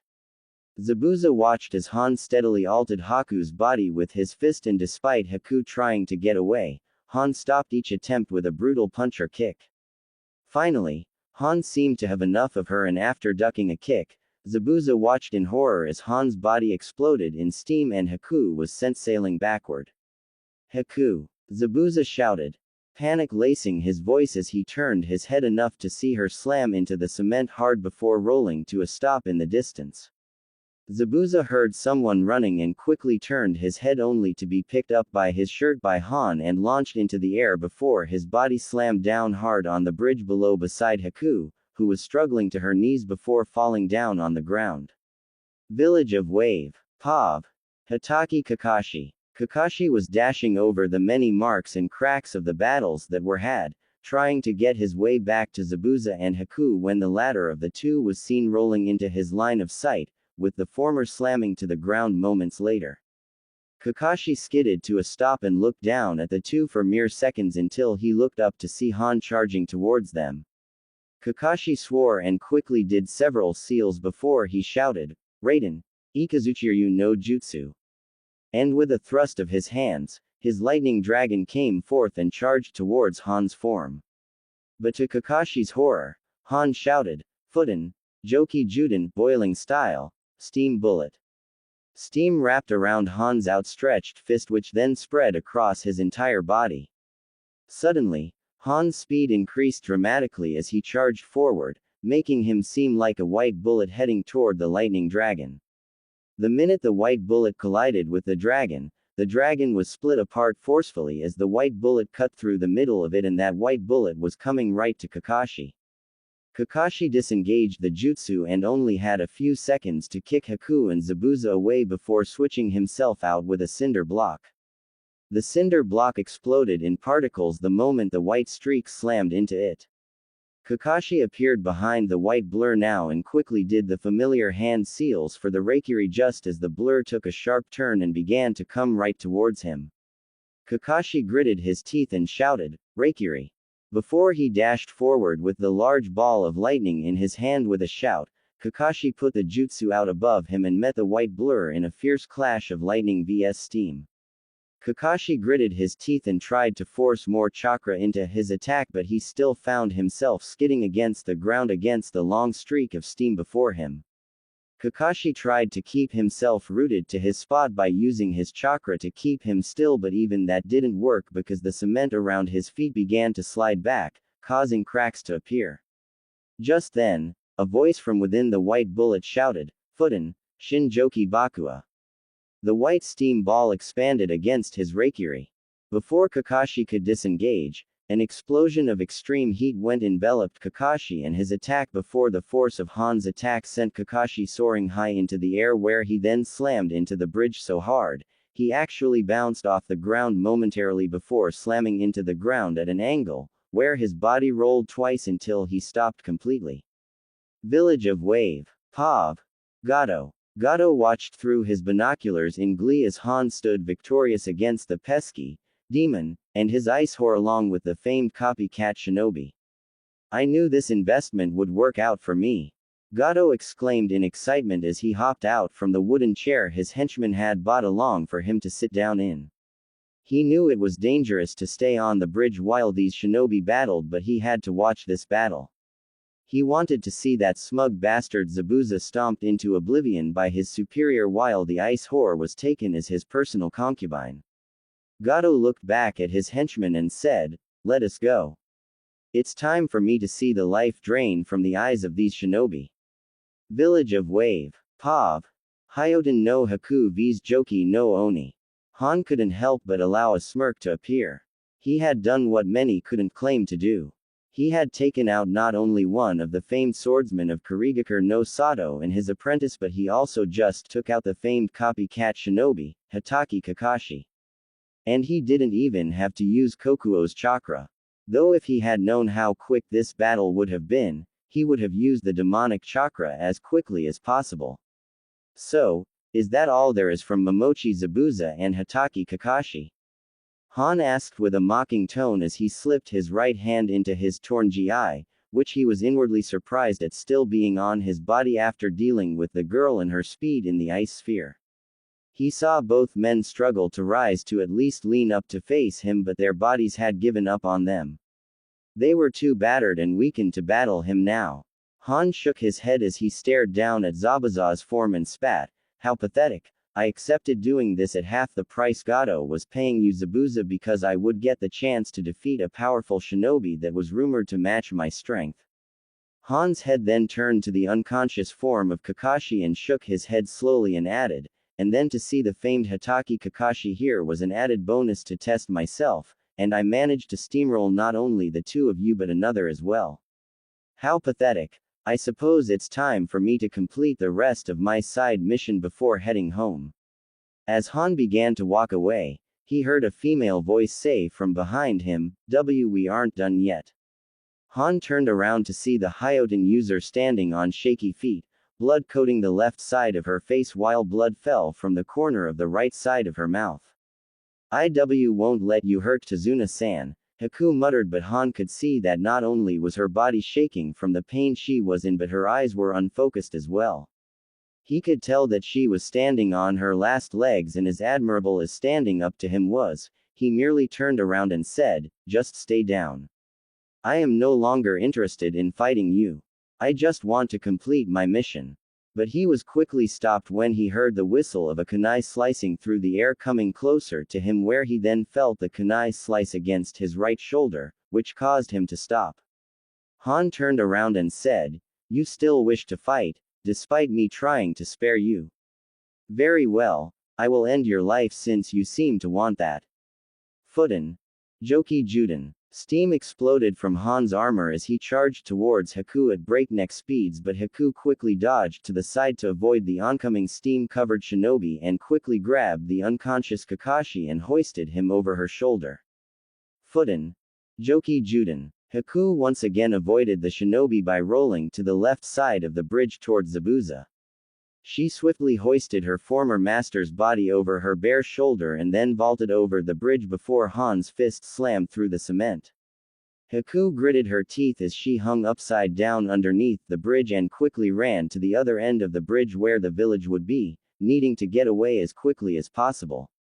Han looked over the edge of the bridge and let out a low chuckle as he felt her chakra signature running towards the end of the bridge where the other two chakra signatures were, and murmured, "Run as fast as you can, Hyoten user, you won't get far."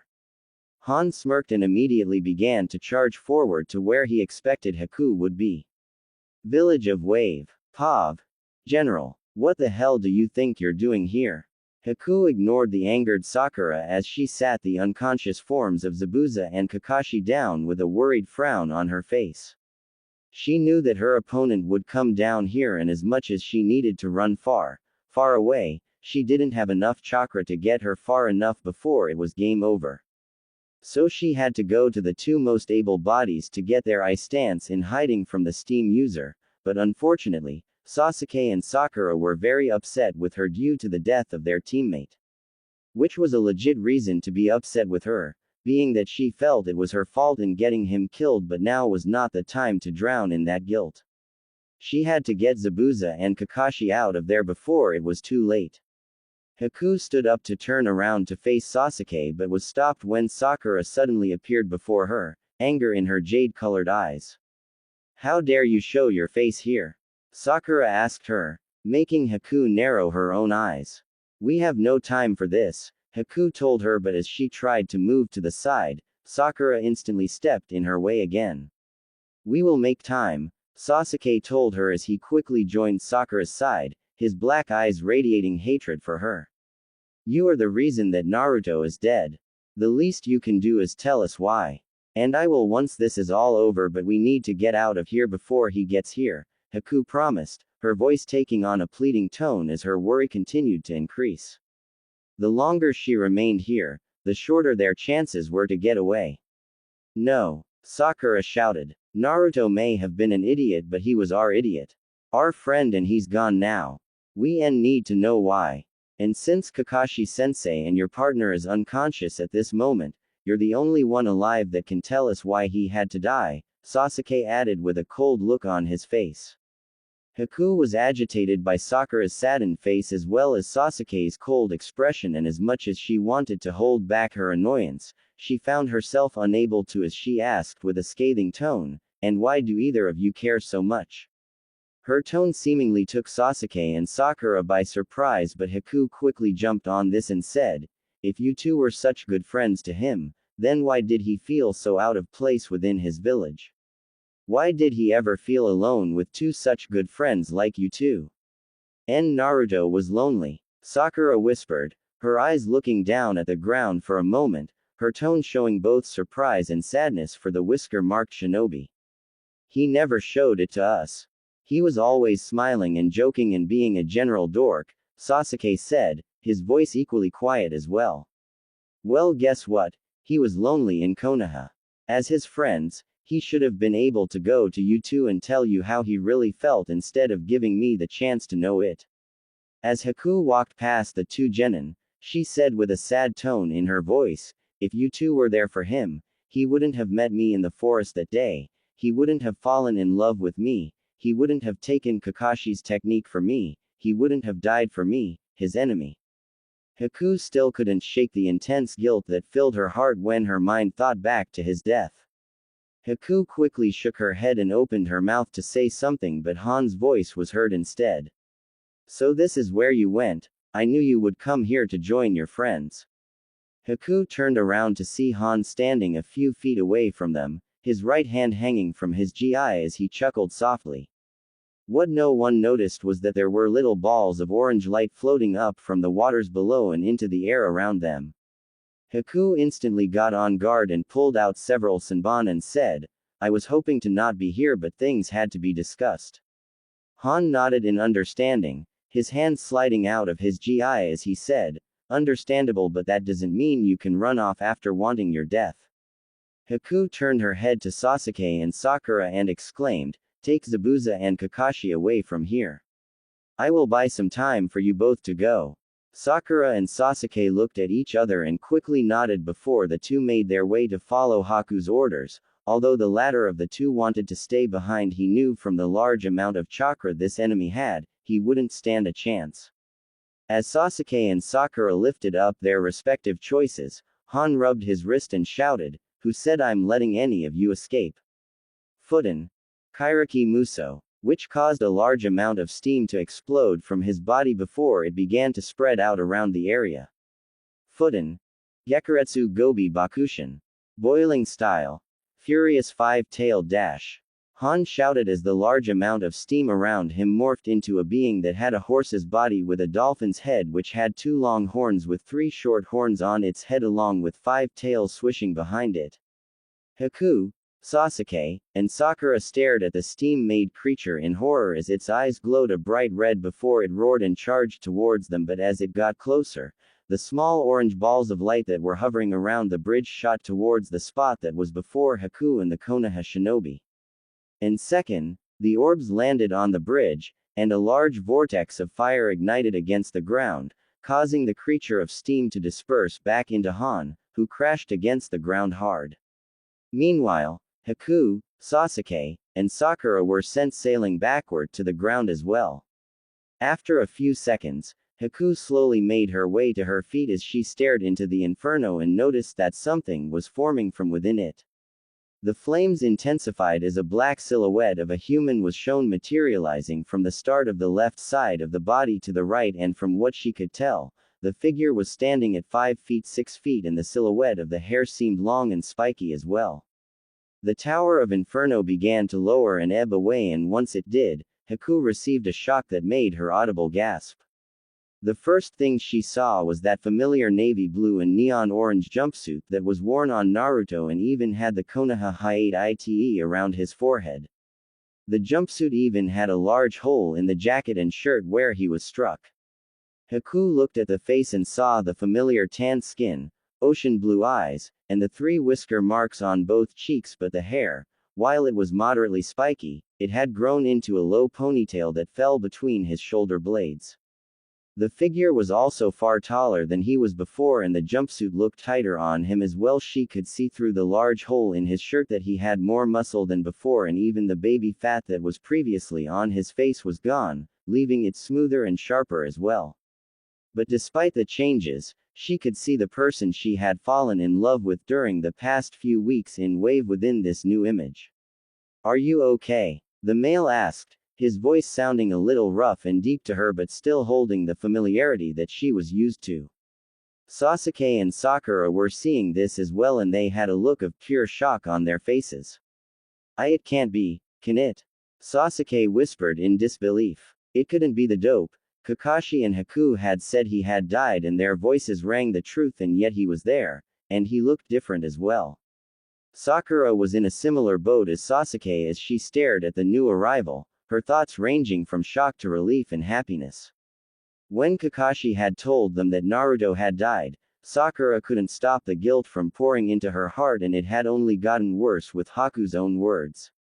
She had treated him so horribly throughout their entire life when all he wanted was a friend. She thought that she would never get the chance to apologize, but now that he was back, she could make up for all of the evil she had done to him. Sakura then allowed a small blush to form on her face when she realized how cute he was looking as well. "Why, you're..." Haku shuddered out, tears falling down her blood-covered cheeks as she sat there on the ground for a few moments before she leapt up and hugged him tightly, her sobs muffled due to her face hiding against his jacket. The teen gave her a tender smile and said, "Sorry it took so long.